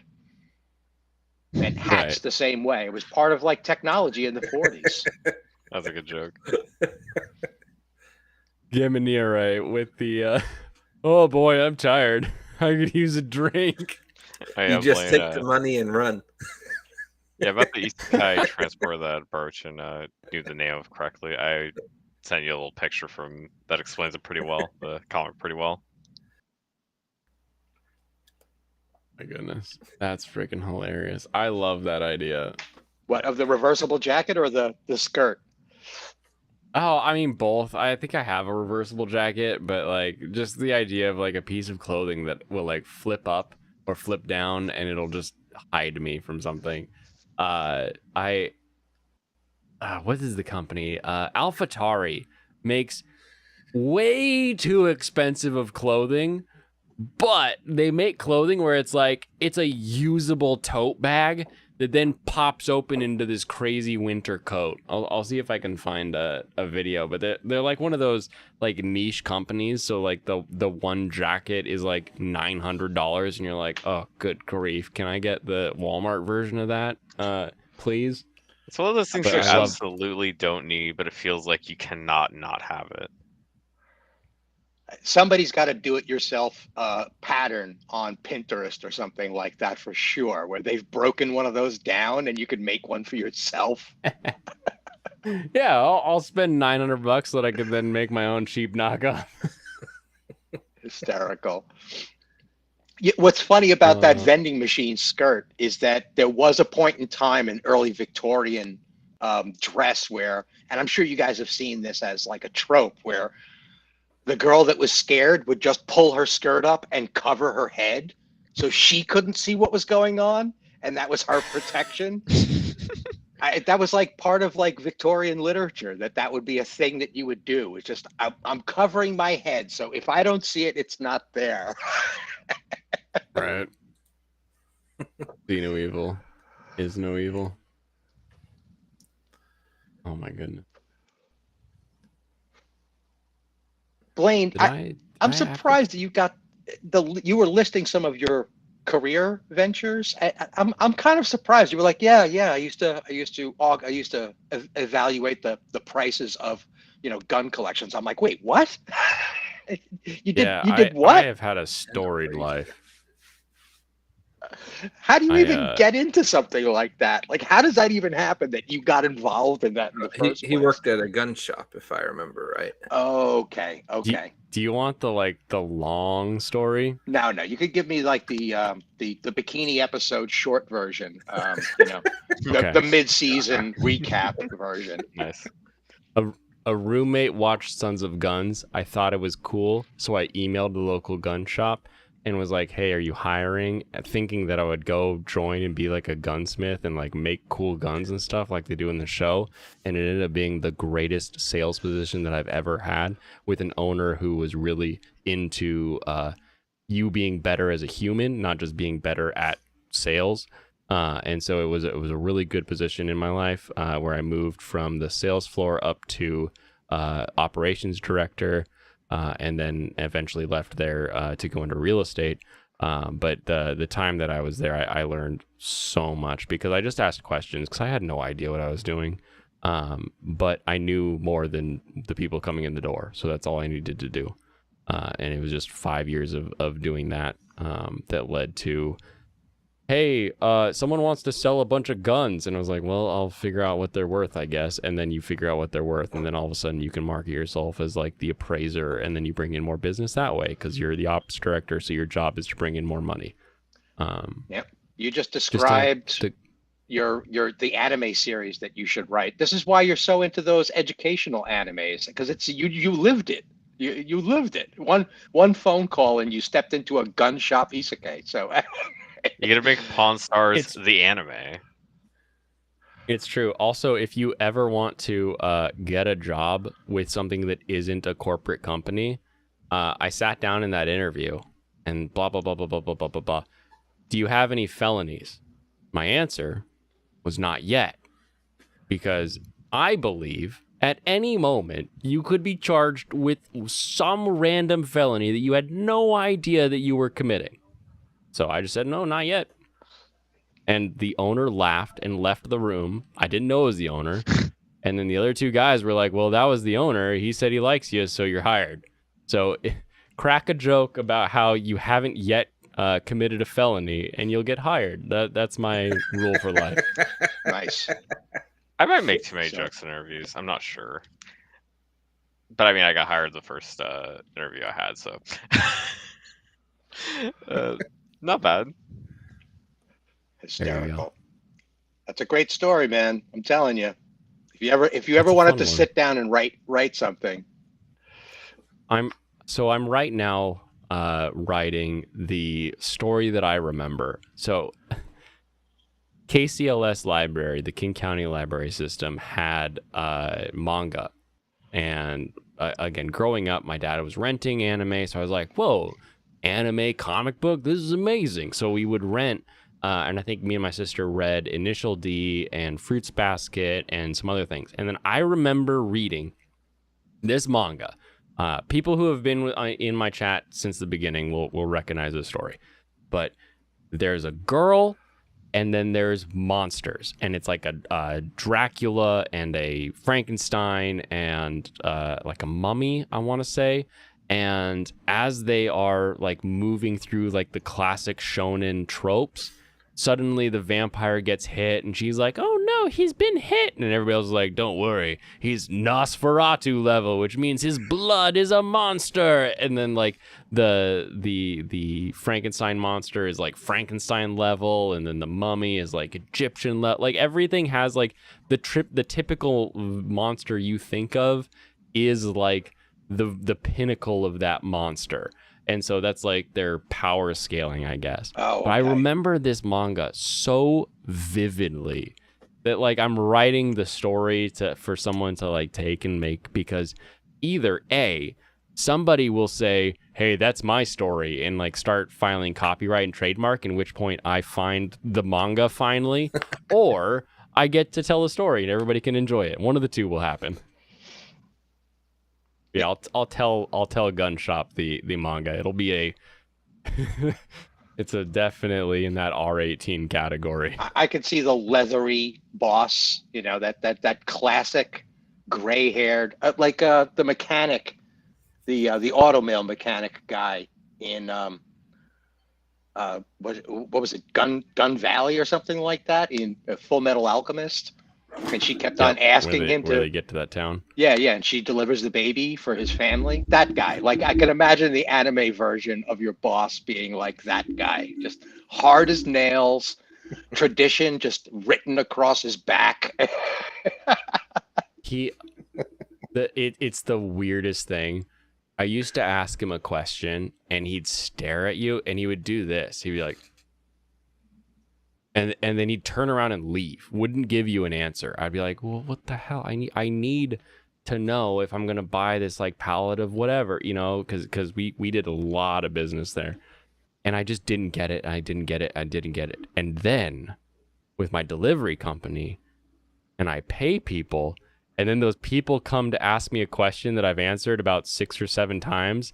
I felt my eyes. I felt them doing the damn squint, like you should know this, but if I tell you right now, I'm going to say it in a way that's going to get me in trouble, so I'm going to leave, and I'm going to come back later.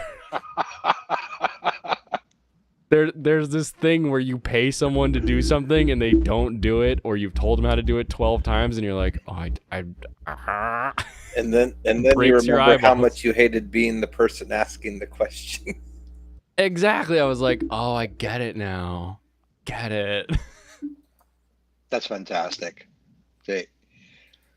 Those tropes that we see on screen all the time, of like the swelling blood vessel on the side of the head or the twitching eyebrow, because it's just like, you're not asking me this question right now for real.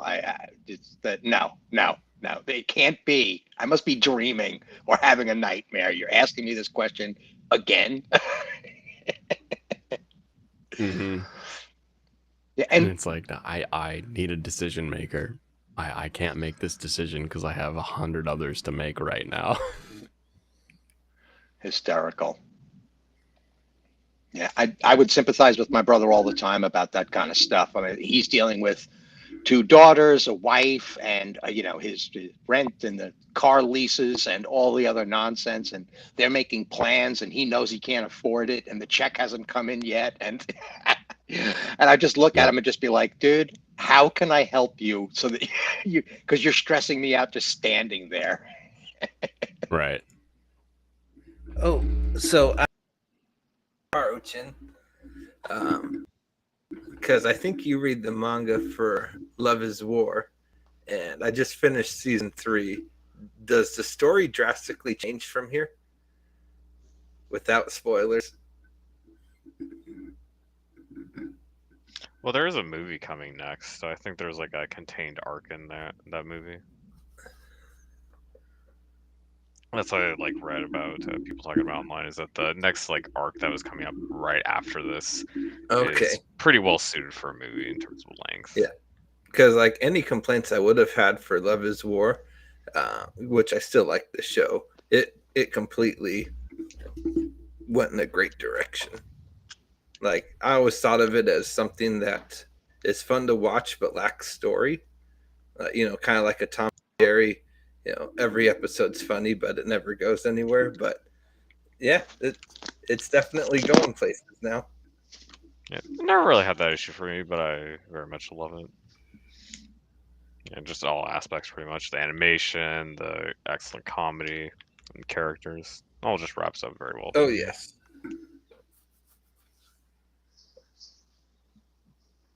What? That's great.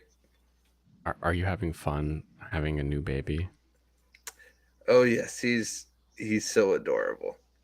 You sound a little more tired than last time we heard you. Do I? What do you think? I can hear the late nights. Yeah, it sounds like. I mean, it sounds like to me that you sound somewhat tired, more so than me. Because I only got like 6 hours sleep myself. Oh. How did I start my business? I've been starting businesses for a very long time. Honestly, it's find something that somebody want to give you money for and do it, and then once you make money at it, then worry about getting your licensing and everything and actually like applying to make it a business. One of my first businesses was a tea company online, where we hooked up with an importer down in California bringing Chinese tea in. And I probably still have like $500 worth of tea in my basement from that company like 10 years ago. But especially nowadays, it's a lot of just like either have capital that you can throw at a business to get it started, or have an idea that you can convince somebody is worth throwing capital at. Try to find something that is not as capital heavy. Like delivery is easy because you lease everything, so all you need to do is get the contract, and once you have the contract you can get all the people and everything that fills out the rest of it. But it's just sort of a find a thing that you like to do or know a lot about. Like I did delivery for about a year and a half before I started the delivery company. And when I say did delivery, I mean like I started out putting packages on doors, and then I moved to handing out the stuff so people could put packages on doors. Then I moved to operating a friend's company, and then from there was like, okay, I could do this, and started it myself. So it's just a big, every company you get in want to be there and want to move up the ladder, want to go up to the top.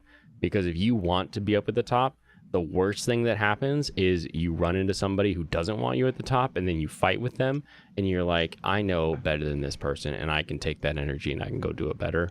Or they want to see you succeed too, and they give you the tools to succeed. So either way, you get the tools to succeed and you can go do your own thing. I've actually had some thoughts about selling baked goods. My mom has some really good recipes, and she taught me some very good skills on how to make them. And they seem to be very popular with coworkers. Like, so I've thought about doing that, but I'm not really sure on how best to distribute and sell, stuff like that. Stuff like that, your easiest bet is to buy a table at a farmer's market. Honestly, like find a farmer's market near you, especially with the Pacific Northwest here. Yes. And specifically if it's a baked good that's going to be served warm, I would recommend the winter markets, those bazaars, the holiday bazaars that every school and every like community center like has. You go just buy whatever it costs, like $300 for a table or something. Like a baked good, you're what, 18% cost, 20% cost on that. Yeah, so you if could upsell like crazy on those. Yeah, you sell a bag of them for 10 to $20, depending on how many are in there. Suddenly you only need to sell, 20 to 30 bags of stuff. And then it's just learning the sales steps. Have I gone over the sales steps on this stream before? I think you've gone over it somewhat. I think I've heard you talk about it, like with your gun experience. Probably when you were talking about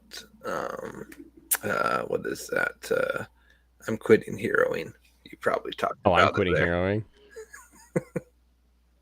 I have I've been taught this in many ways, but I call it B sauce, and it's the hardest thing you'll ever learn, because it's one of the simplest things and you won't believe me that it works. Here it is. This is my big list of how to be good at getting someone to give you money. Is it my eyes, or is that list really tiny right now? The first letter's cut off. Yeah, and the first letter. Here, if I shrink it, it'll get a little bit bigger. There we go. Okay, yeah. Oh yeah, that's yeah. Selling Now it's a big 101. list. Yeah, the good part about being me is I am awfully convincing and to people, it seems. High charisma helps. Yeah. One of my favorite moments at the gun shop when I moved into the ops manager role was hiring people that knew nothing about guns and were extremely shy, and giving them all of the tools to be the best salesman, to have a day where their name was number one next to the dollar amount. Because you can't do that every day. You can't do it every day. But you be consistent, you be on point, and you will do it every day that all of the opportunities come to you. And it's just my favorite thing. I learned that way back at Target too, was that like I would have I would have these people come up to me like, how do you know all this stuff about electronics? And like, because I care about the electronics. And like, oh, well, I don't care. And I was like, then just read the box. And I'd see people just read the box and convince someone to buy something. And it's like, they didn't tell them anything they didn't already know, but they talked to them about it, right? And so sometimes that's all you need. Yeah. So high charisma definitely helps. Yeah, the salesperson's job is to be an ambassador to the product. They're to handhold the customer to the counter to buy the product in the first place. So, yeah, customers coming in, they just want somebody to be knowledgeable and helpful and generous. It's, yeah. And the knowledgeable one is a freaking lie. They don't need you to know anything. They just need you not to lie. Yep. With the way the world is now, like I would have so many customers that are like, oh, does this do that? And I'd be like, I don't know. Give me a minute. And I would just Google it real quick, right? And you're like, oh, looks like it does. Or you'd pull up the manual if you can't find a Google for it, if it's a brand new thing, right? Like just being honest with the person about like, you know what? That's a dang good question that I don't know the answer to. Let me figure it out.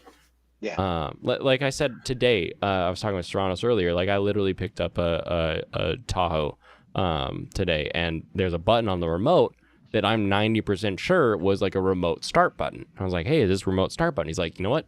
I don't know. We found another salesman who owned a Tahoe and was like, yeah, you just hit lock twice and then press that and hold it and it'll start your car. And I was like, that's amazing. Thank you. I kind of figured that it would be something, but it's nice not to have to look it up. But yeah, that's so important to get the information without being an asshole about the information. Yeah. Well, hey, I'm going to head out. Somebody. But everyone have a fantastic night. Yeah. Thanks for joining us. You have some fun taking care of your brand new baby. Thank you. Bye. So this is B-Sauce. That's what I call it, BISSOS. And I was taught these as if you want to sell something, if you want to pick up a chick at the bar, whatever you want to do, you follow these lists. Step 1 is build rapport. This is, hey, how's it going? Maybe you've moved past, hey, how's it going? And you're like, you know what, that's a really cool watch.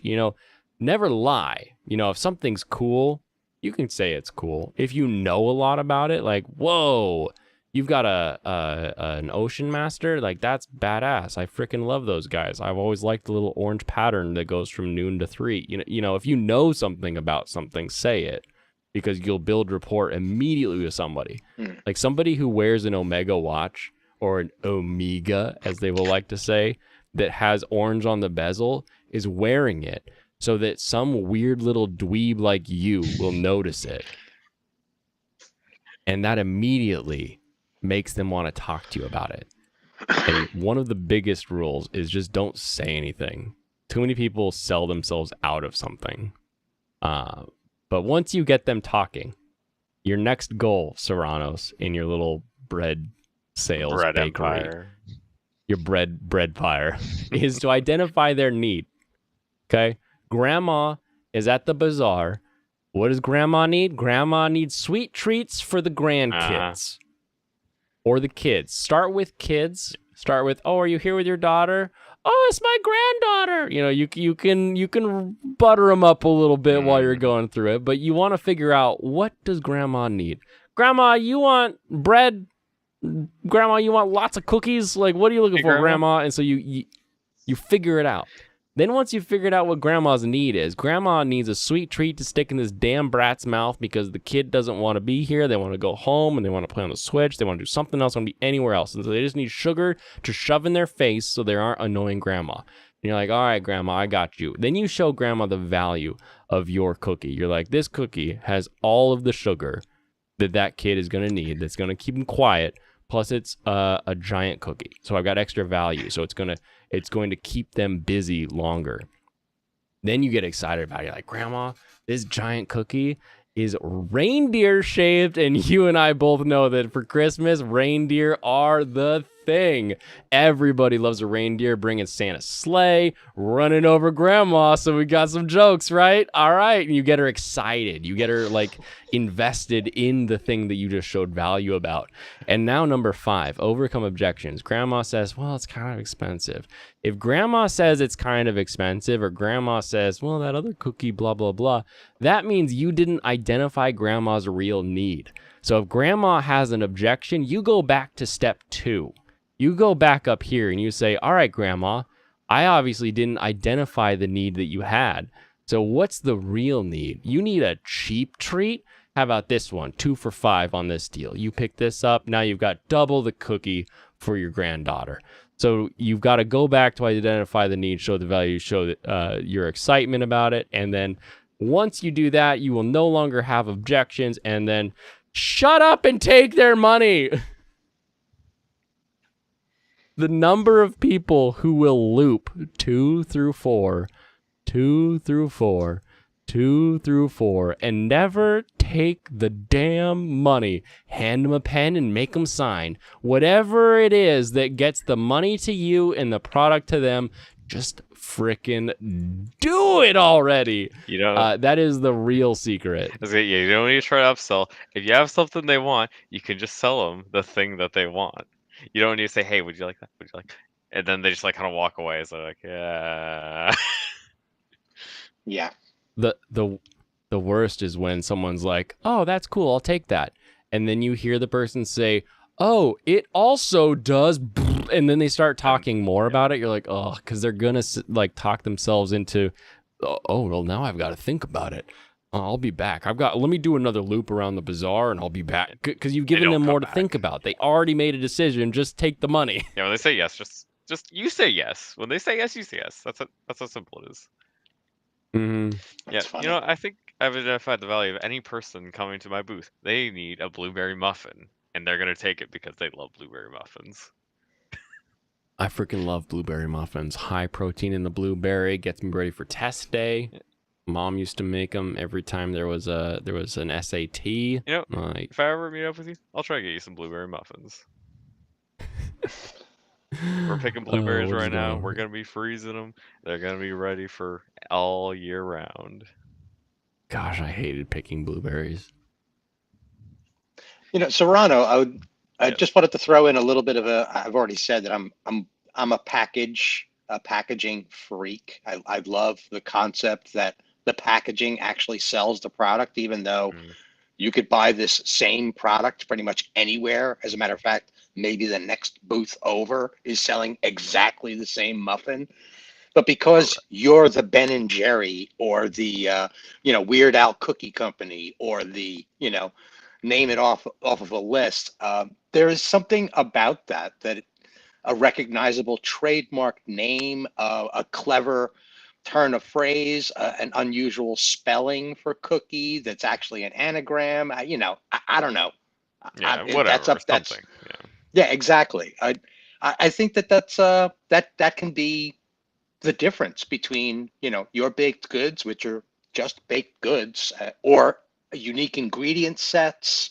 Like mine has more oats than the normal muffin, or some nonsense like that. I'm just spitballing ideas, but Well, that's perfect because that's the difference between I'm a good salesman and I need to start a business. The unique selling proposition, the USP, that is what says what I do is different. And that's why my tea company failed, because it was just another damn tea company that you could buy tea from online. Who cares? There's 1,000 of those. You can get green tea and jasmine pearl all day long. What makes you different? What makes you unique? What makes you someplace that you want to go, right? And that's where the business side comes in. That's where it's like, okay, I'm not just selling cookies at this event. Now I'm selling the only sugar-free cookie that tastes good. Mm-hmm. Right. Whatever it is. Yeah, and you put the oat cookie. Put your samples out. You have one of them chopped up with little, toothpicks in there so that they can sample them out for you, because you're going to wind up with extra product at the end of the day anyway. So. Yeah. I expect you ideally want to sell out. Like, if giving away some free product gets you there, all the better. Right. Well, if you have something that has a unique taste, or you're making a claim that can only be understood after the product is purchased, you would have to have a sample so that they'd be like, see, did I tell you? Did I tell you?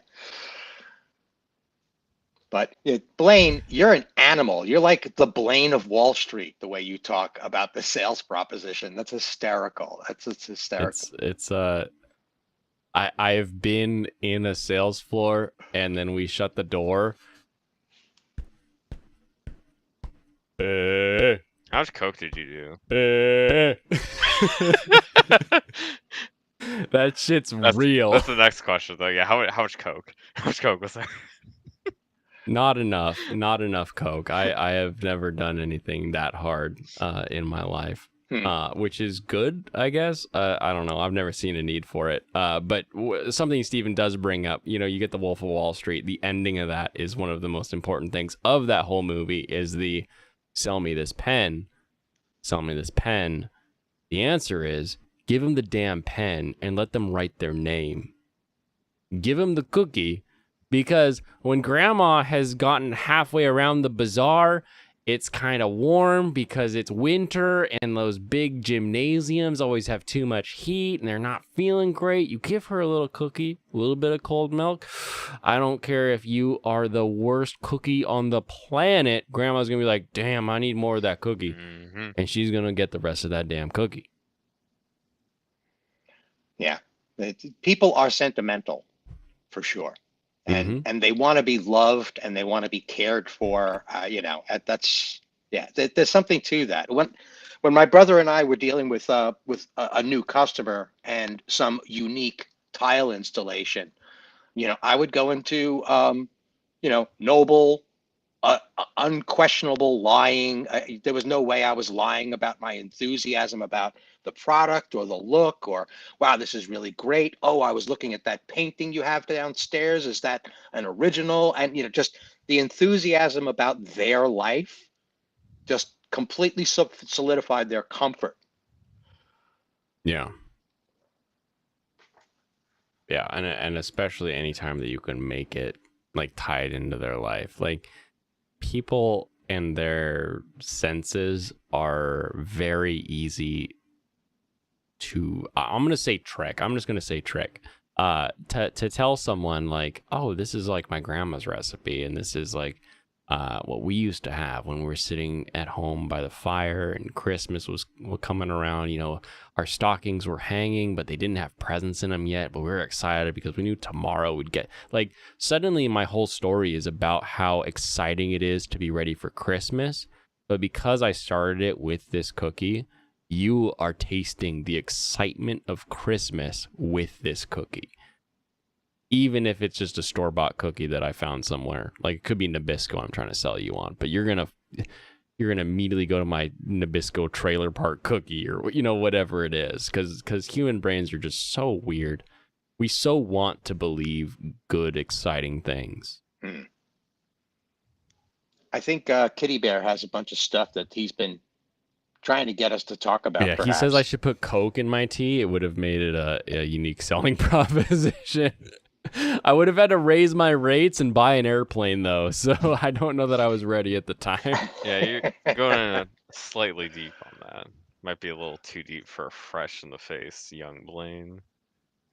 Yeah, I was 22. Nowadays, Oh, you wow. could wing that on a Friday night, easy. Yeah, goodness.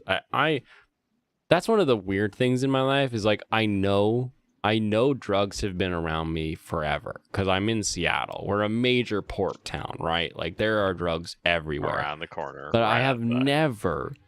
I've never been to the party and been like, hey, you want to bump? I'm like, I've never been there.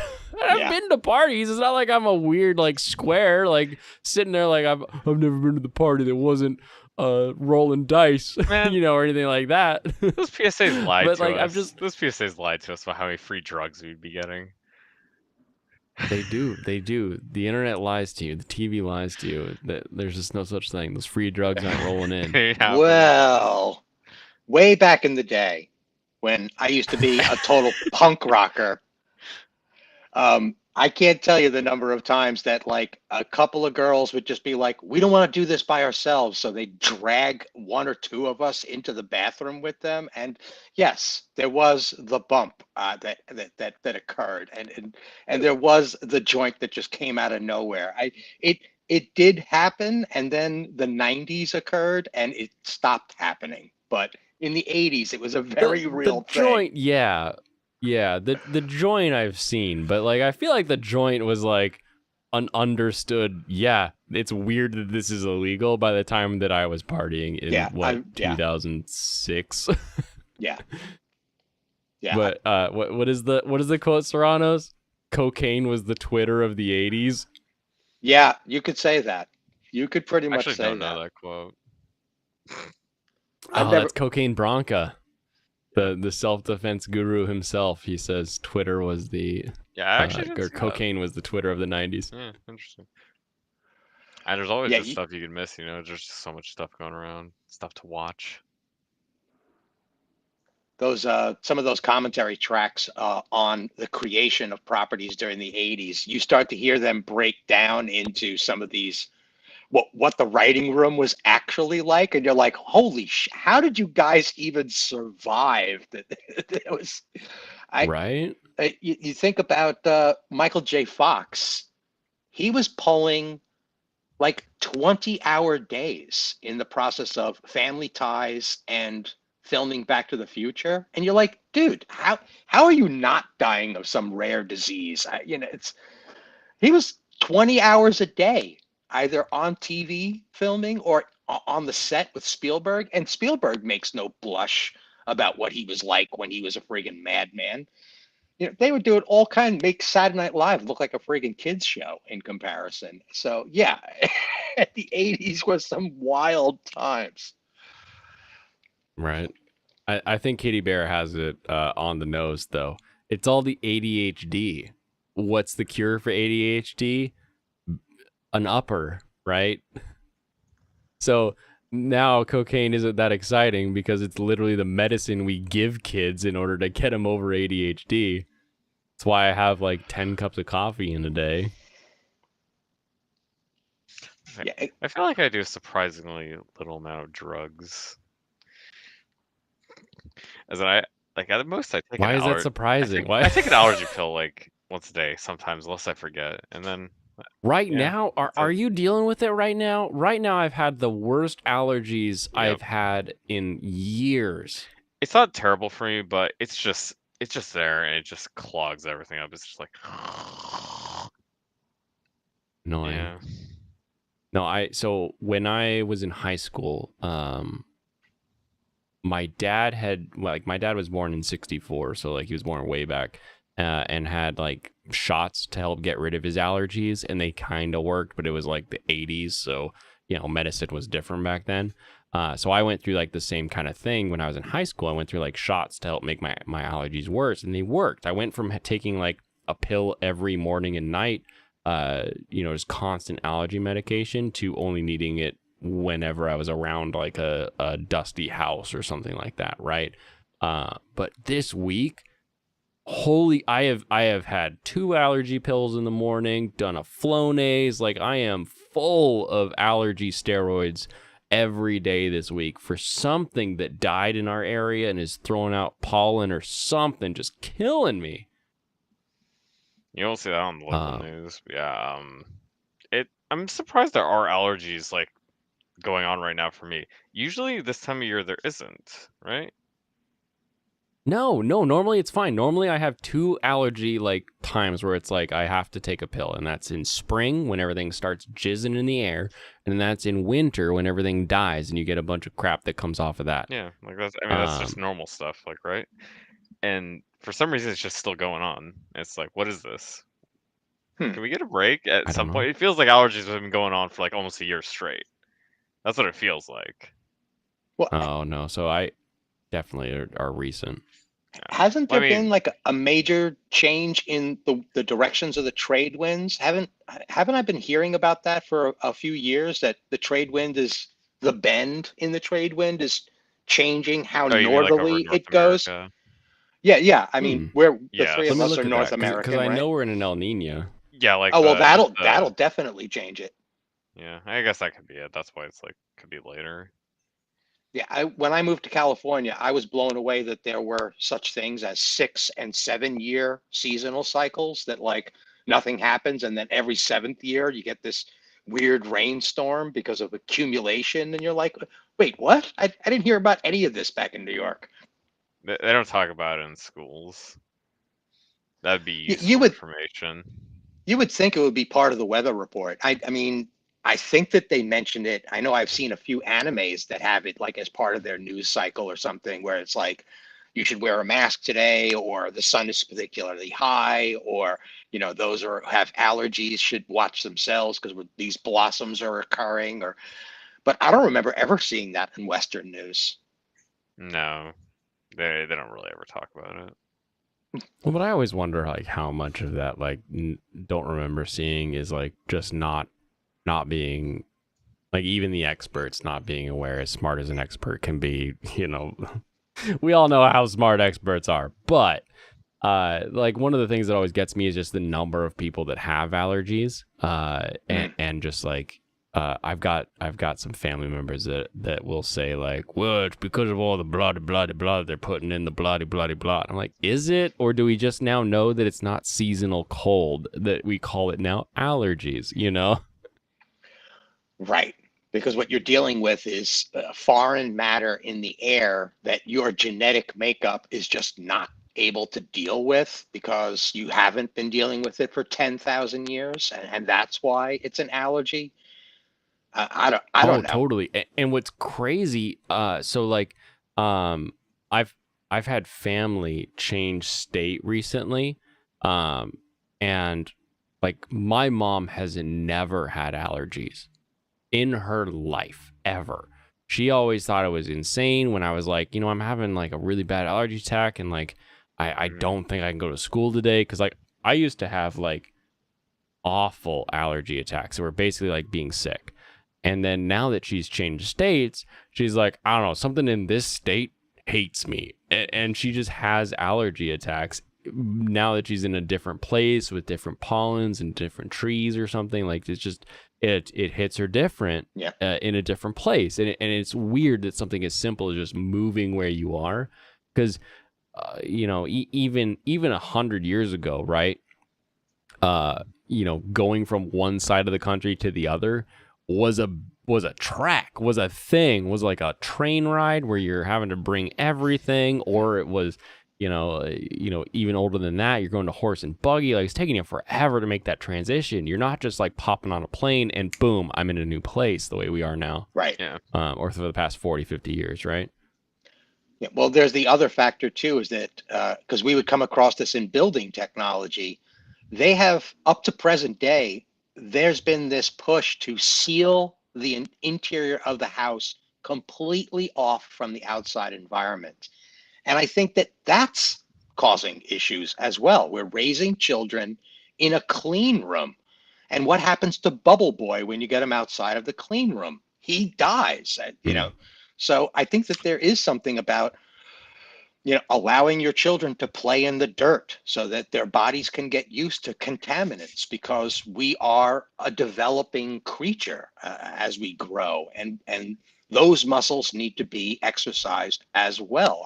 Your nasal passage needs to be exercised and raked by these elements. Otherwise, God, when I first heard about the peanut butter stuff, I was like, what the hell is going on with the species that children are dying from peanuts? It's like nuts. I like how you're talking about hyperbole, or in somewhat hyperbolous a little bit earlier about a bubble boy instantly like dies when he loses a bubble. That's what it feels like when I walk outside without having taken allergy medication. Just the lungs just stop working, stuff like that. Yep. Well, it's one of those things that, like, 200 years ago, you and I would just have died. Like, Yeah, we would already be dead. Right? Yeah. Right. The weak did not survive. But to the other point of like the eat dirt, like it's so funny because like I've got nieces and nephews that like they've got parents that let them eat dirt, right? But then we have friends that like I'm watching a kid do stuff that's like kid, and the mom like will leave the room, be like, oh, can you keep an eye on Billy, and then she'll come back and she'll be like, oh, Billy, and I'm like, what's wrong? Like he's a kid, like he'll hit the ground and he'll bounce back, his bones are made of rubber, we're okay, like no worries. And Right. they're freaking, they're panicking, they see their kids the way I see these freaking limited edition Gunpla models, where it's like, I don't want to damage them, I don't want to open them, I don't want to ruin them. Yeah, but But that's how they're seeing like a kid that's designed to bounce and damage and learn, right? Like like think back on your childhood and how many lessons came from pain. yeah, I don't know if you guys know this. You probably do, but bones develop because of impact, right? Muscles develop because of strain. When I first heard that there's some sort of a bacterial colony living inside of your bone structure that's constantly rebuilding it based on their gravitational situation, I was just like, the human body is this insane biomechanism, and your Gundam toys don't regenerate. They don't No. eat and regenerate. So it's Oh no. Yeah, I'll tell you a little. Are you also talk about first? No, I'm still learning from pain. It never stops, Paruchin. Maybe before yes, like so says the Buddha. I don't know how much longer story is going to go on here, but I'll say this little story before we get going. When I was a child, before I could remember, Mom told me a story about this. My older sister, the one that I mentioned earlier, she was disturbing my sleep or whatever, and I wasn't sleeping. I was just crying all the time. Mom said to stop touching the baby, stop touching him, stop messing with him. So she got a big stick and whacked me on the head with it. And I was really crying after that. She's like, here's a thunk. Comes running from the other room, and I'm just bawling, just on the floor, and her holding the stick, staring, just like, I didn't do it. The stick hit him. Wow. Of course, it wasn't her. Yeah. No, it was. Let me see Who it. else could have done it? It's just like somebody else placed the stick in her hand, of course. Let me see if I can find the weapon of choice for my sister. Where are you in the birth order, Blaine? I'm the oldest. Mm. My sister is a couple years younger than.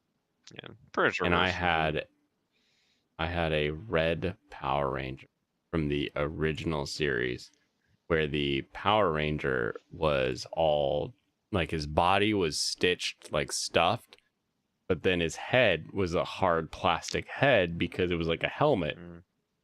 And she would get a hold of that. Oh boy. Oh, I think this is it. I could buy it for 35 fake monies. And she would whack me with that head, and like I knew. Oh, bye. Oh, he's just out. He got a connection. Oh, he's back. issue. Okay, what happened? Welcome back. That You was weird. flipped I don't out. know. You got You got snapped. I got bumped. The internet hates you. So I would take this hard plastic molded head to the face more times, but like, it's one of those things where like you know as the older brother when you're like 6 and 4 respectively that like if you retaliate, you're fucking dead. Yep. Yeah. Your parents brought you in, they're gonna bring you right back out if you do anything retaliatory to your sister. And so like you'd get whacked. You'd like, I have nothing to do. Mom, help me. Oh, I And then love she that just like thing. looks on you lovingly. Aw, they're playing. And she starts crying, and it's like, God dang it, I need Yeah. help here. She I don't want to cries get as whacked she again. strikes you. And It hurts Soranos, her. One man show. Yeah, what are you in the lineup I'm of second kids? Or- of 2. Yeah. Oh, okay. Yeah, Oh, not okay. a So big you're the family. youngest. Yep. Yeah, I was in the middle of 5 boys until 1979 when I had a baby sister join the family. So 2 older brothers and 2 younger brothers. Yeah, I think my And then a Italian really family. younger sister. Yeah, I believe my mom has 9 siblings that are born almost 20 years apart, probably. Maybe not Right, that from much, top but to a bottom. very long distance between all of them. Yeah. Yeah, yeah. It's weird. It's definitely weird. Mm. Yeah. No wonder you're the alpha, Blaine. What? Because I'm the oldest? Yep. You took the most pain. Your parents were not easy on you. You're like, hey, you need to step up, brother. My sister is like hilariously alpha as well, so I think it's more the parents Yeah, the way your than parents is. the order. Right. But yeah, no, that always would make me laugh. Someone said something here. Oh, One Man Show had an incident when you were very young that altered your pain tolerance. One Man Show. Do you want to get in here and say that story, or do you want to type it and we'll talk about it? Like that. I don't know what. Like you just gave us the isekai intro. I had an incident when I was very young that altered my pain tolerance. I don't think my Like, sister was affected Right. in some way, but there was a time when we were like elementary age, and I like stabbed her with a skewer, like a pork skewer. I stabbed her Called a right. shiv? I stabbed her right in the knee. It was accidental, Ooh. and we had to go to the hospital to get it out. I'm pretty sure. Yeah. In the knee? Yeah, like right under the kneecap, and we couldn't like pull it. Like I tried to like pull it out, but I couldn't get it out, so we had to go to the hospital. Ugh, Yeah, our parents decided just like leave it, so we went to the hospital. Had to get it out. that's crazy. Yeah, I had an incident happen with when I was. I'm gonna say I was maybe 3 years old, tops at the very top. My father was in the early photocopy machine industry, and he would use leftover developer to start the fire in the fireplace. So there would be a bottle of photocopy machine developer sitting next to the fireplace, and it was usually like this black liquid, and I drank it at 3 years old, and my father said that when I arrived at the hospital, I was dead, right, for the most part. And Yeah. getting to the hospital, he blew this 8-cylinder, this V8 station wagon that he had. He blew the engine on it getting to the hospital. Like when he parked, it was just smoking, and it was garbage after that. I have no memory of this at all, but the idea that I died basically on the table getting there, that I probably had I lung. wish I knew the developer was flammable. It may not have been just a few years later. That industry was constantly reinventing itself for safety reasons. Oh, that makes sense. And then they went to It was powder. just a photo lab at high school. Yeah, all of those chemicals were extremely dangerous back in the day. Really? Yeah. They stunk. That's all I remember. We had like an actual like dark room at my high school, and like the photography class started as film, and you'd have to develop film. Yeah. And then you would get to work on like digital and stuff. And I just remember the smell of that room. Ugh.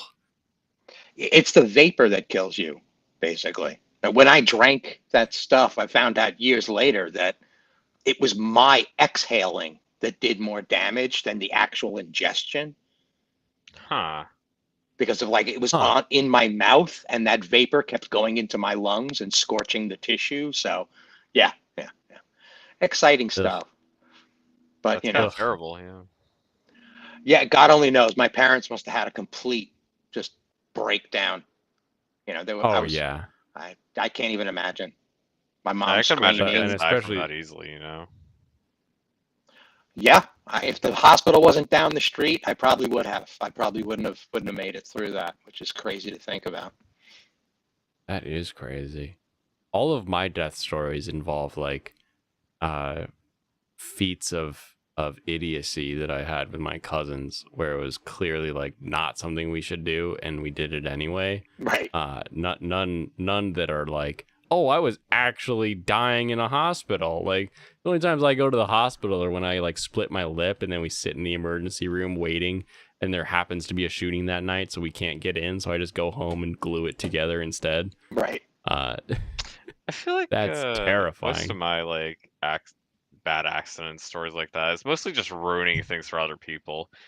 Like that time we didn't get to go fishing. The time I had to get my sister to the emergency room, and then there's a time we were gonna go walk on a glacier in Alaska, and I just got stuck in the mud on this mud sleet stuff on the side, and I lost my shoes and we couldn't go on the glacier. So crazy. Just all these like different things that I just do when we're on like vacation. It just ruins the entire day. Okay, we got some info here from One Man Show. Let me scroll up here. You had an incident when you were very young that altered your pain tolerance, and then I asked you about what it was. It was basically a combination of steam, immersion, and high voltage. Okay, what what does that mean? Skin grafts, Silvadine in containers the size of paint cans. Okay, I know what skin grafts are. I don't know what Silvadine He needs is. to get on stream. But I did come out of it with benefits as well as the scars from all the grafting. Hair doesn't grow correctly. Skin surface looks rippled rather than smooth. Even after decades, there are clearly defined borders between the grafted areas and the intact skin. Well, you know what? I needed to hear this entire story like actually told. So if you are able to, whether it's this Friday, next Friday, or we just interview you on your own on like a separate episode, I kind of want to hear that. Silvadine is used in burn treatment. Just know that you share an injury with Elvira.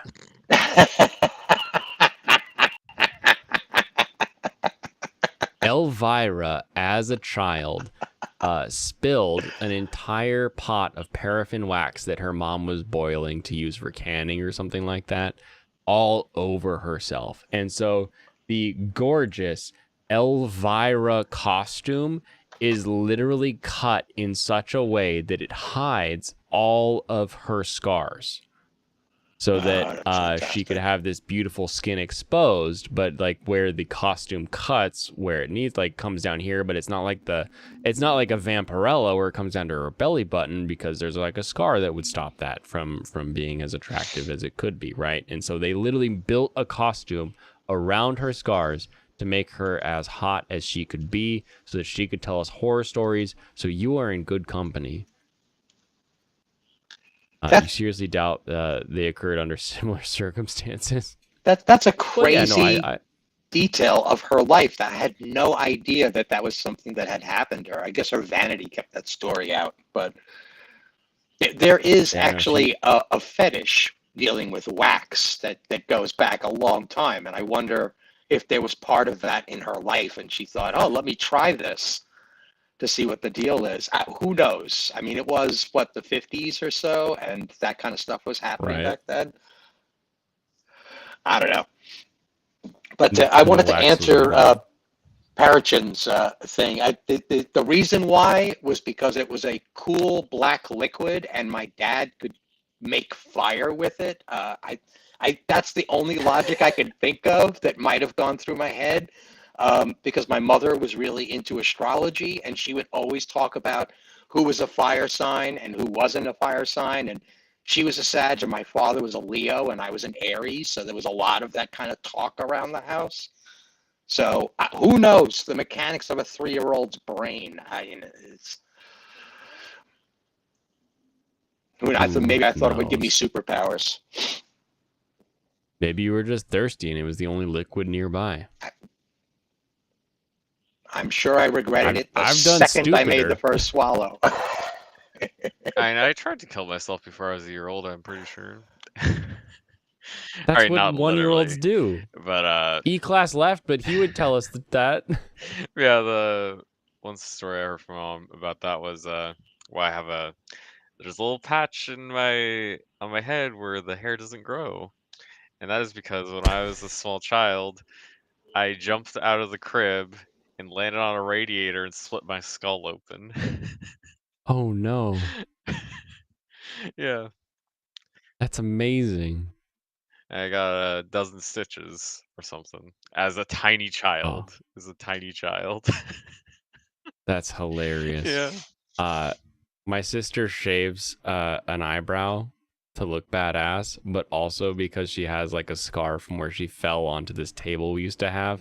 Like we always got like hand-me-downs and like Goodwill stuff growing up. So like we had this table that just did not belong with children.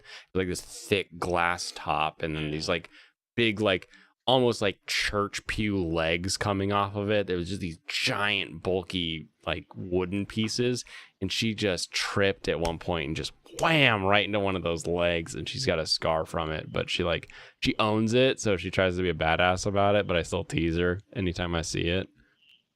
I'm sure She has stitches between their toes? I don't know.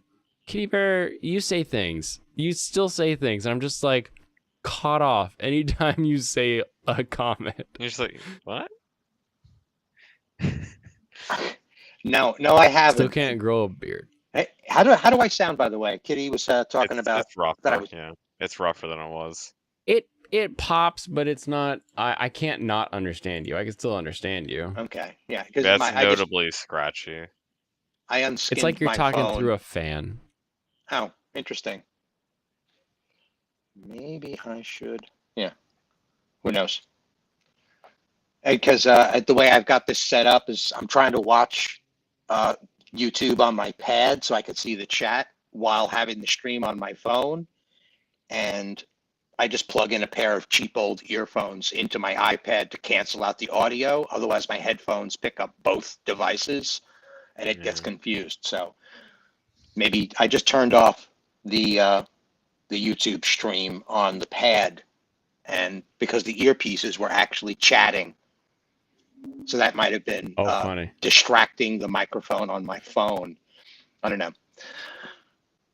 Who knows? When it comes to the internet, like there's this whole series of things that are just like, well, I guess your neighbor decided to watch porn today. Your internet's gonna suck. You know, you're like, all right, thank you.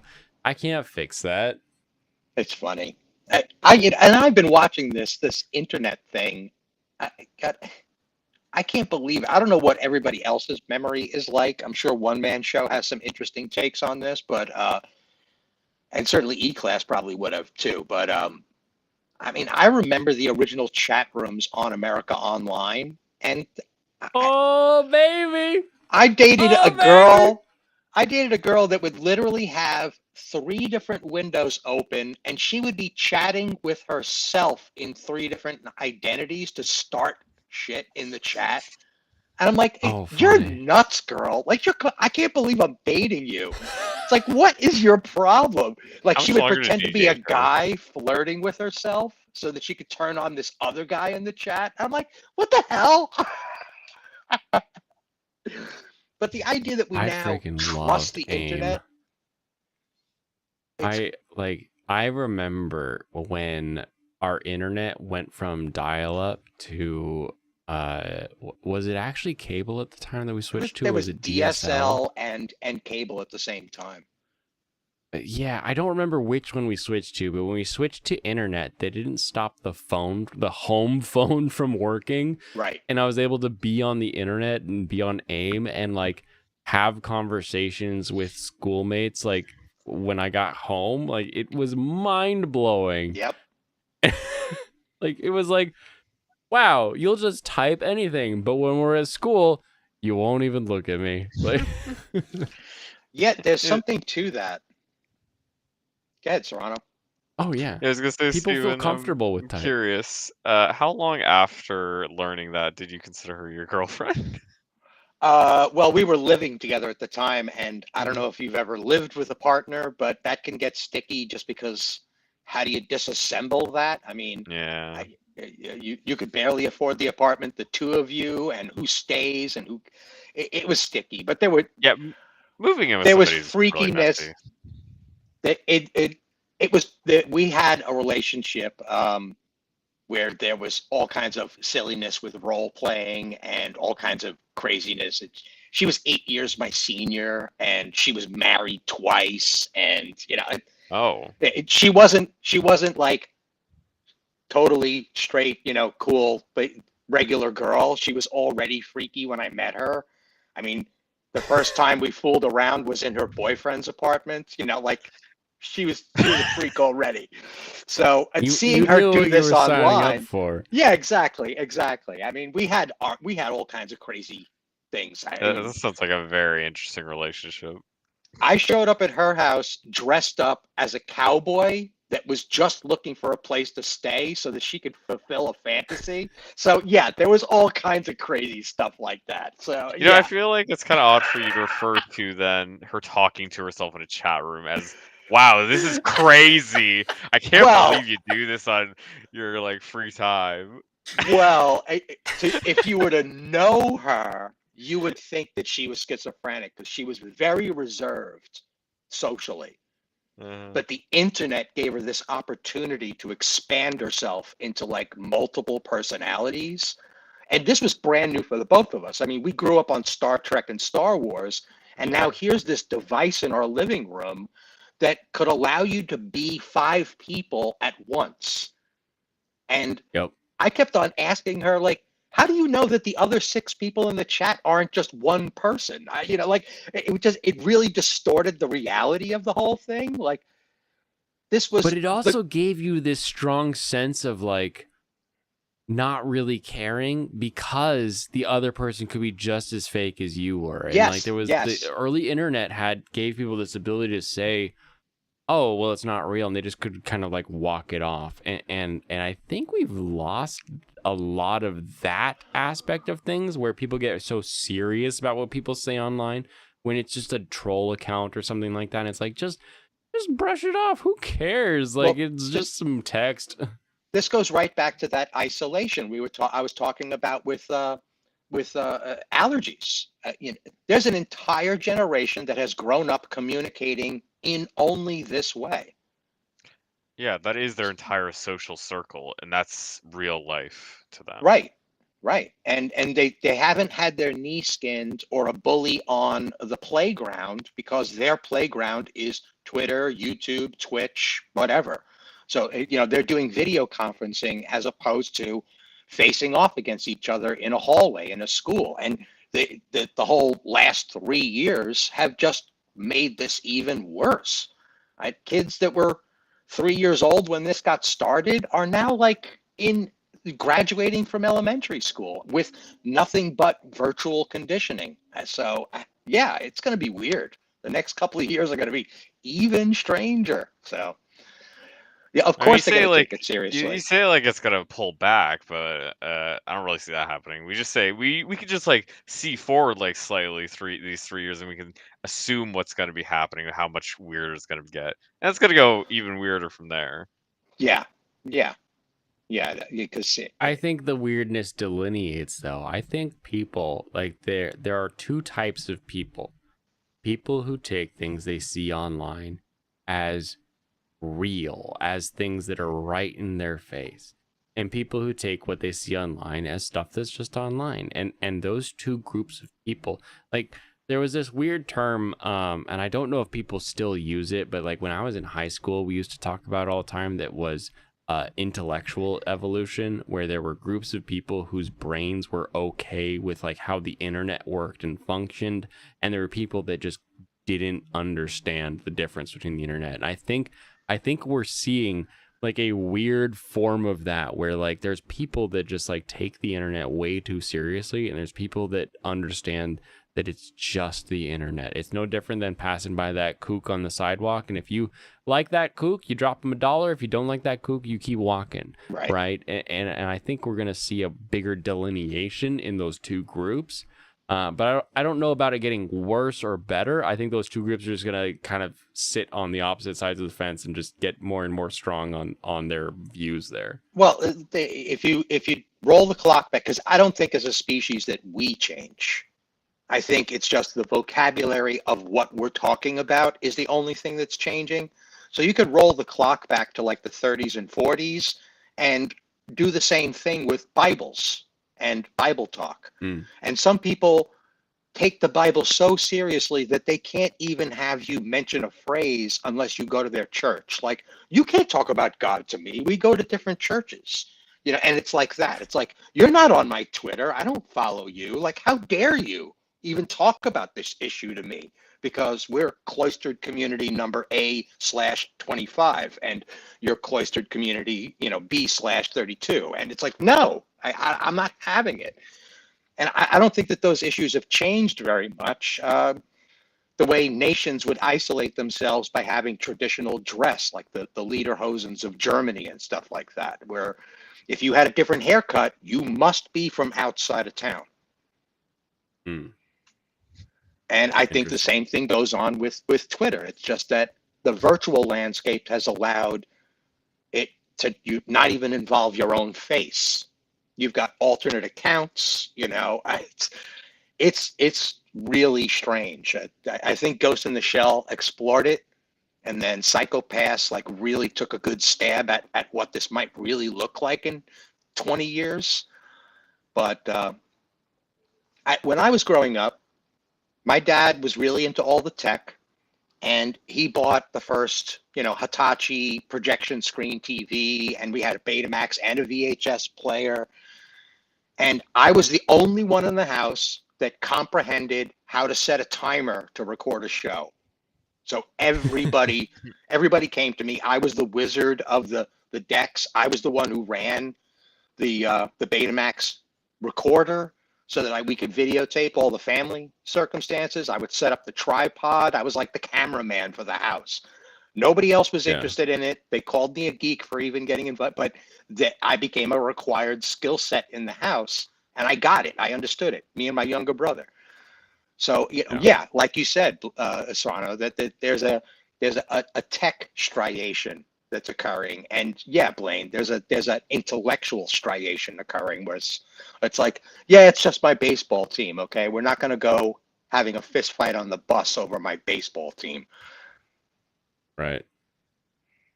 Parshin, the annoying part of belonging to a group being tribalism is also the good part of belonging to a group, because like, tribalism is a thing that humans do naturally, right? Mm-hmm. Like, I always go back to, I went to college for way too many years to not get a degree. But one of the classes I took had a really interesting teacher that would talk about how, look at your management. They form a tribe, and they all join the tribe. And as soon as I learned that lesson, and then I went back, I was working at Target at the time, I noticed every single manager at our Target wore the same dance goes, the same exact shoes, this stupid clog looking thing that nobody's foot looks good in.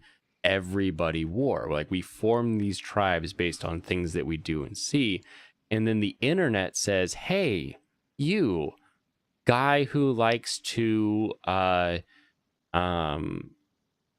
what is a weird thing to do, guy who likes to squeeze the tails of anime figures, you now are connected to everyone else who also likes that. Yeah. And you can talk about why you like that. And for my preference is to figure out how to do that in a healthy way. Because if you like to do something, there's a way to do it in a healthy way. So let's figure out how to do that together as a community, wherein that helps our relationships in life and makes us better people. And we can move forward with that. So like you find the tribe and you can work together on the rules of the tribe that'll then make the tribe better. But I don't know that tribalism is necessarily a negative. Now, tribalism that is at war with other tribes, maybe you start to have problems. But like I feel like identifying the group of people that you can connect with is a very important human thing to do. Yeah, I think those tribal communities become an issue when the battles they're having trickle over into the real world, where legislation has been written, where if somebody's poor widow feelings got hurt online, that there would suddenly be an issue that would require police action or you losing your job. It's like, guys, this is an intellectual space. These are an intellectual property. We're not financially related to the property itself or the platform. This is all supposed to be free. It's like, what is the big deal? I said this character looks like an idiot, and you think this character is God. It's like, what are we even talking about here? It's when it steps out of the virtual world and starts affecting you socially and economically. That's when it becomes a real problem. Otherwise, it's like, I don't like your beer. I drink Heineken and you drink. Assuming it affects you negatively, right? Yeah. Okay. Yeah. But otherwise, we used to have fist fights over whether or not Han Solo would be able to chop Boba Fett's hand and his helmet in half with a lightsaber. And this was like in, 82, it's just like... We would have arguments if Han Solo could even wield a lightsaber. Right. Remember that stupid thing? It was like, only a Jedi can use a lightsaber. And I was like, no, it's a freaking sword. Like, I remember being in the playgrounds on that. And part like we were talking about previously on how the internet, kind of connects or allows people to do something they wouldn't normally do. Not having that threat of getting punched by some other kid lets you say whatever you want online. Right. So that definitely comes on. Well, there's an ironic connection You disagree? there. Look at lemmings. They walk to their death as a tribe, and the only ones surviving are the ones not following the tribe. So I want to make it clear that not all tribes are good. Right. I'm not saying in any way that every tribe is a good thing. However, tribalism is literally why we have society and why we have computers and why we have all of the modern tech we have, because we got together and we're saying, hey, you do this, you do this, you do this, you do this. And that working together gave us the time to be able to work on the things that we have fun with. So yes, not all tribes are good. There are some pretty reprehensible tribes if you look through history and the internet. Yeah, but you could call them the cults. Action of tribalism, I would say, is a good thing. Right. Yeah, it's a natural instinct. It's a natural instinct. That's very hard to not make a joke. Do it. No. Do it. We're over 2 hours in. You can say stuff. The bot won't catch you. Certain long-nosed tribes. Oh. Okay, you can't say that joke. Yeah, that's what I was talking about. I do better than you. Yeah, tribalism is a technique of keeping groups isolated from other groups. Like there would be tribalism within a tribe where all of the women would go to a certain lake and they would wash all their clothes and bathe themselves over there. And as part of the tribe's tradition, that group was allowed to have a gatekeeping on that particular part of the woods. And this other women would go to a different part of the woods. And the elders would be like, let's just keep the peace. You guys stay over there. You guys stay over there. Everything's cool. It's all kosher. We all got to get along, right? Because consequences, physical survival of the whole tribe was an actual consequence. But when you get into these virtual tribal consequences, it's like, for real, guys, it's like the world is not going to collapse around us if I disagree with you. It's like, what is really the problem here? It's like, are you so you fragile? wonder too if it's just a necessity of like you look 1,000 years ago and you put one tribe next to another, and one tribe thinks blue is God and the other tribe thinks yellow is God. Those tribes are going to fight. So I wonder how much of it is just that natural, like, you're not in my tribe, so we're going to fight now, bro. Like, Right. there's just that natural desire to fight the other tribe. It's kind of there for to be right, that you are correct. You made the correct choice on when you picked your team. Or the team that you have is the correct one, Right, yeah, you don't want to be proven wrong. You don't want to be proven wrong. But there's also circumstances within that too, where, that there might have been power structures that were egging both sides on, because who knows, maybe the blue guys can win and we'll have all those mountain territories to farm, and who needs those yellow guys anyway? And, that kind of nonsense would be going on as well at the same time. But that's why we play games. That's what virtual combat and virtual, that kind of conflict gaming is. That's what that's really all about. It's a non-consequential, non-violent violence upon each other, because it's in our instinct to wrestle. It's just part of our human nature. We want to test ourselves. Well, and so much, like, to bring it back to the topic of the channel, we love watching Light get the ability to kill people he disagrees with, right? Move through that, and then suffer the consequences, because then we can sort of have that catharsis of like, you know what? Here's what I would do if I had the death note. Right. And then you see how it works out for him, and you're like, oh, you know what? Maybe that's what happens to me. And books have told stories and morals and fables, and like we've had it forever. But like, of course, my genre is anime. So like you get to see the morals play out, and you get to have fun sort of enjoying it through the eyes of someone else without having to tear down other people, right? Like I love that part of escapism, where you can sort of experiment with, well, what if?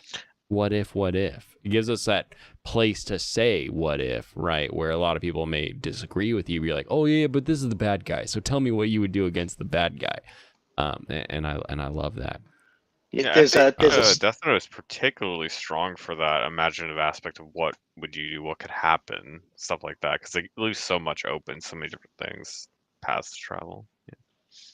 Yeah, that's the power of I use the word. I don't want to use the word twice, but that's the power of a power fantasy, right? He gets the book. What would I be like? Am I as smart as him? And is he as smart as L? And yeah, we enjoy that. But in Ghost in the Shell, I think it was second gig, the origin of Saito joining the team. He goes up against the Major for the first time. Do you guys remember that episode? Mm-hmm. He talks about simulating the circumstance in his head. He like does this fifth dimensional speculation where he's like, if I do this and move this fast and test my muscles, and his brain actually has access to run a virtual scenario several times in his head, like a voluntary dream sequence or something, and he could reset it several times. That's what we're doing with cinema, with storytelling. That's exactly what we're doing. It's like, would I survive that? Am I a fool to even think that I could even join such a superhero team? Am I worthy? That kind of thing. Nope. It's like the first tournament arc in Dragon Ball after Goku learns something from Master Roshi, and he's sitting there in the tournament with this stupid T pose at the other end of the stadium, and the other guy's like, his offense is perfect. His defense is, because he's like going through all the things, right? Like, like that idea of like figuring out what someone else is gonna do has always been around. But like you're saying with tech, like we get to do the Doctor Strange of like 1,000 options of like what is it, and with escapism we can tell the story and we can bounce it off other people and we can sort of see what people would see and think about. We're talking politics in chat, so you gotta bring up my favorite politician. hold on. Let me get this one so I can share audio. Here we go. Everybody ready? I will clip.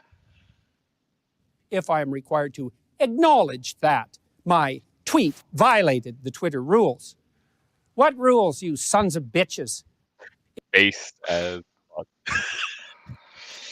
Oh what my rules, God. you sons of bitches? Like, I that's- love Peterson. that attitude of just like, damn it, what rule? He's become so much more confident too since he first came to the internet, and he's just like he's pretty like modest and stuff. Like initially when he came to fame, right? But Yeah. now he's just seen too much. Yeah, it's almost as if he's put on a costume of himself and then turned it up a couple Yeah. of notches. You think wonder if his he's opinions leaning have into the actually meme or changed. if he's 100%. I think his opinions actually have changed. Like he's gone through a lot of shit, right? Yeah. Well, he's openly admitted it. I've seen interviews where he Yeah. says it's like, yeah, I you know, I got it. watch myself and I'm just like, I would never have said that if it wasn't for the ridiculous character I'm currently playing. Yeah, it's like even he admits that he becomes an amplified Uber self to kind of cater to his own voice. Because Everybody does otherwise, to And that goes- some degree, I would say, when they're trying to be more public and present absolutely. themselves. Yeah. That's why they call the leader of a band, the guy at the mic, they call him a face man because he's the face of the band. Yep. There's a reason for those terms. Freaking love it. And that goes to Parochin talking about how she was on political discussions and everybody was upstaging each other with hyperbolic language. Like, just throw some Jordan Peterson at him and you'll win. That's how it works. So funny. One of my favorite if clips that's of Stevenson was not the lobsters, but the one where he's talking about, if I were to stick all my trolls onto Channel 4 News, there'd be nothing left, eh? Wouldn't that be fun? this is a whole new What do you form of think about combat. That what we're witnessing right now is what storytelling might refer to Medic as warfare. a bloodless war, because a commercial that is targeted to stimulate a certain group that you want to have a larger voice, while at the same time overtly attacking the group you want to diminish. You stir the pot and you ignite flames that are virtual flames. And then you could gather all the metadata on all of the action that happens afterwards for the next attack. And I say attack very, very loosely. I just, in the form of chess, you speculate on where your opponent's going to go. And, oh my God, did I see their foot twist? Are they going to rotate their sword? I can't tell. Their kimono is too loose. They're collecting data on our actions and just dropping these little virtual bombs into the conversation. That famous Gillette commercial talking about toxic masculinity. This is a whole new form of like global politicism that we're witnessing happen in real time. I don't think anybody's ever experienced anything like this before. But yeah, I think it's hard to not say that every single time, right? Like every year, every next thing. Like the one thing humans have been getting better and better and better and better at is like creating avenues of information exchange. And I say information exchange specifically because I think that the communication quality is not the same unless you're using it correctly or to the full extent of what's up. Yeah, I'll eat dinner eventually. Like I said, I had a late lunch. I'm good. Thank you, sweetie. I received the same question about an hour ago. You're both lucky gentlemen. It's always nice to have somebody No, caring. Now I'm still renting from my yeah, mom, but yeah, it is nice. Every day I wake up the luckiest man in the world, and it's very obvious to me. So I will never forget. Like I said, girls would say things online that they would not even look me in the face in middle school. So I count myself blessed every damn day. Right. Very fun weekend coming up. Very fun weekend. So I think with that I will wrap us up here. Maybe it's time to eat. Hey, it's a good healthy Yeah, stream, man. We're up to 3 hours now. I had like 4 or 5 chicken legs. Like you get the Costco pack and then you barbecue them and they're just always there, and then I dump them with Frank's mixed with I have like a cayenne ghost mix that I add to Frank's to make it a little spicier, but it still tastes like Frank's because the flavor of chicken wings to me is Frank's, and so I cover it with that. So I had a bunch of those for lunch. So I got to take it easy because, again, I'm in a cut. So I got to make sure that this comes down to that 160, 165 range before I start bulking up. And if I have too much of a dinner, it's not going to do that. You get straw and berries. Yeah, I take the hell is that fiber supplement, capsilium husk or whatever, psyllium husk, just psyllium husk. Yeah, poop pills, because when you're on a cut, you don't get enough of the fibrous veg to really have the fiber you need, so you have to just cram pills in your mouth to make sure that you're shit regular. Have you experimented with tart yogurts? Because when I discovered that for the first time, it's like my digestive changed radically. Like shoving them up my butt? No. I mean, just having it as every other meal, and only your dinner is the real big calorie meal. Juices as well. Sometimes my late lunch will be a like a couple scoops of Greek yogurt, unflavored, with I've got this granola mix that I really like from Costco. Yeah, there you go. So yeah, I'll do if that's a tart yogurt to you, then yeah, I will rock that. As opposed to Yoplait, I guess. Yeah. Exactly. You're not covered in sugar. Exactly. Right, Yeah. So right. just straight unflavored Greek yogurt with some granola. Yep. That'll be a late lunch for me sometimes. Because to me, I love dinners. I'm a big breakfast fan. Don't get me wrong. Eggs Benny. I can do some mean scrambles. But dinners always have so many more complexity of flavor that I will eat my 1,800 calories for dinner in one meal. Right. You know, I don't need to have 3 meals to equal that. I will have just a banger of a dinner to make that happen. So yeah, I definitely understand that. I wanted to mention, chat, thank you for hanging out. And so I see that we still got the usual gang in the chat over here. And I haven't been following it directly, but you guys have had your own private conversation going on, I see. It's several different volleys. I love it.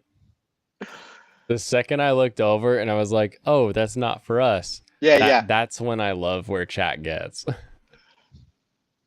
Yeah, they're having their own private conversation. It's great. So I wanted to acknowledge it, that I am watching. I am looking occasionally, every once in a while. But it's so fun being live. I mean, I'm a horrible typist. There's no way I could get these expressions out by typing them. It just wouldn't be the same. Yep.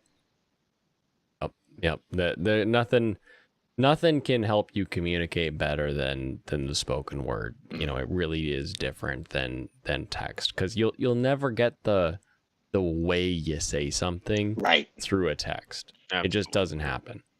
Yeah, I've been experimenting with emojis to kind of supplement that, and using broader spaces between words, or capitalizing a whole word to kind of elevate them. But I'm a theatrical guy.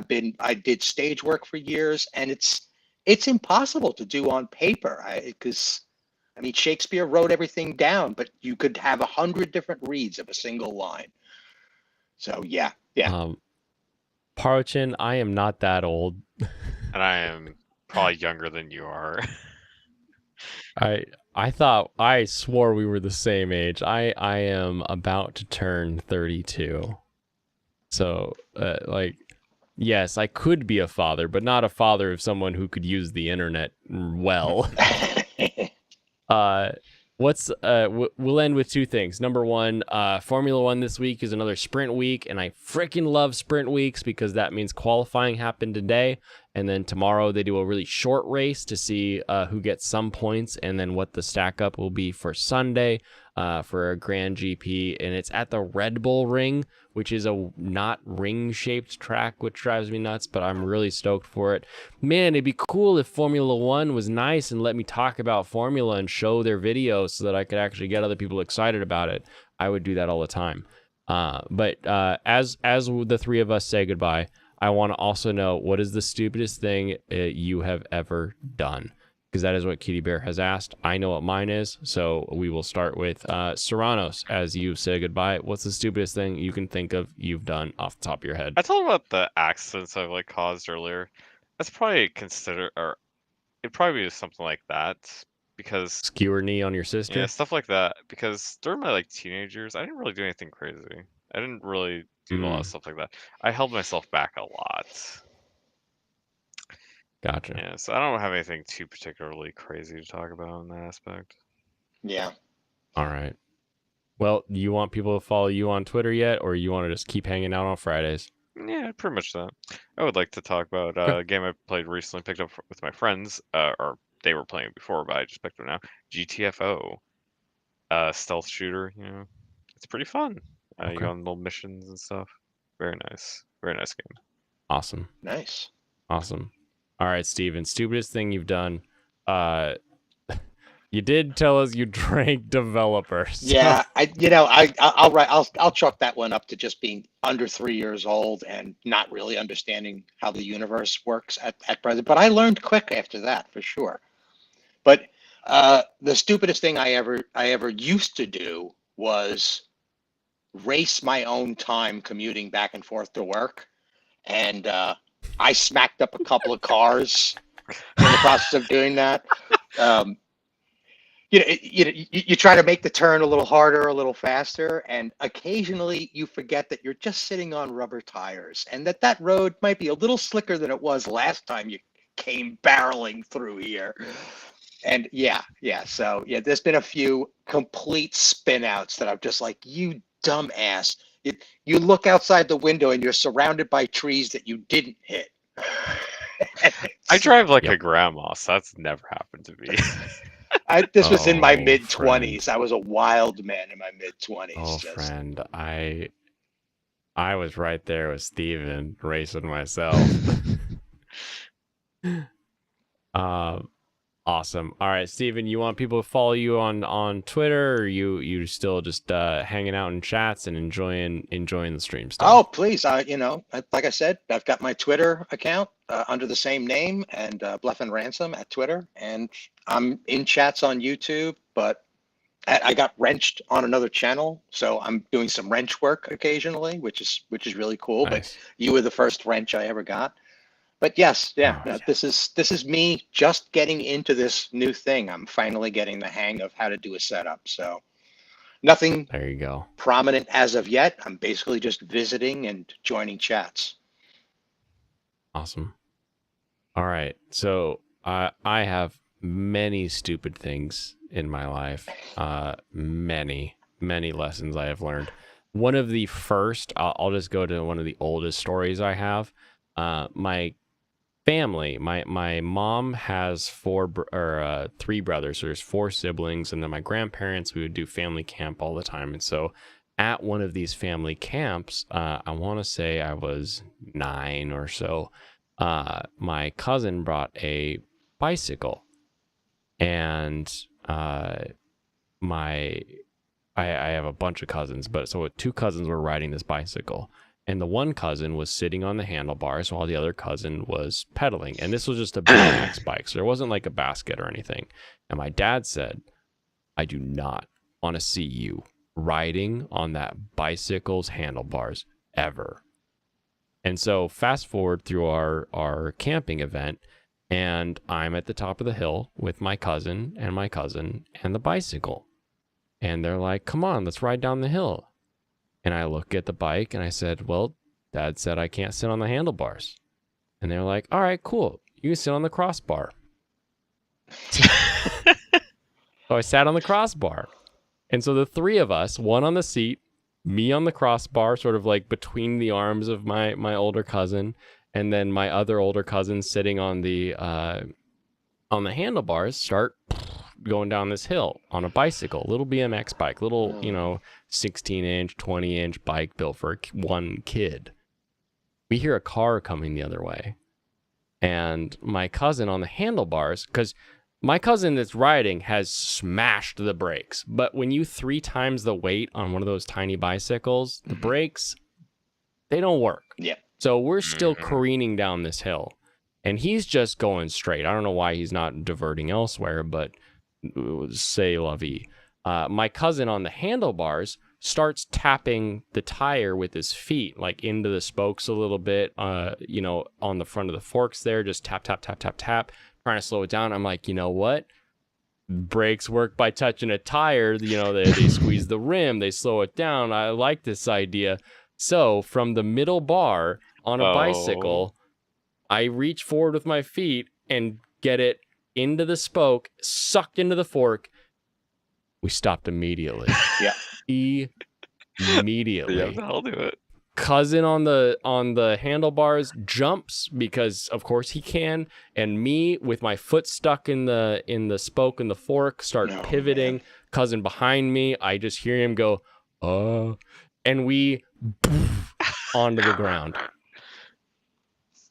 My uncles show up, and nobody in my family appears to know how to untie a double knot. My aunt is consoling me. I think my foot is broken. They eventually just cut my shoelaces, and I walk back to camp holding my shoe, and my dad gives me the look of like, yeah, I fucking know, you moron. And I moved into the tent and just waited. Never...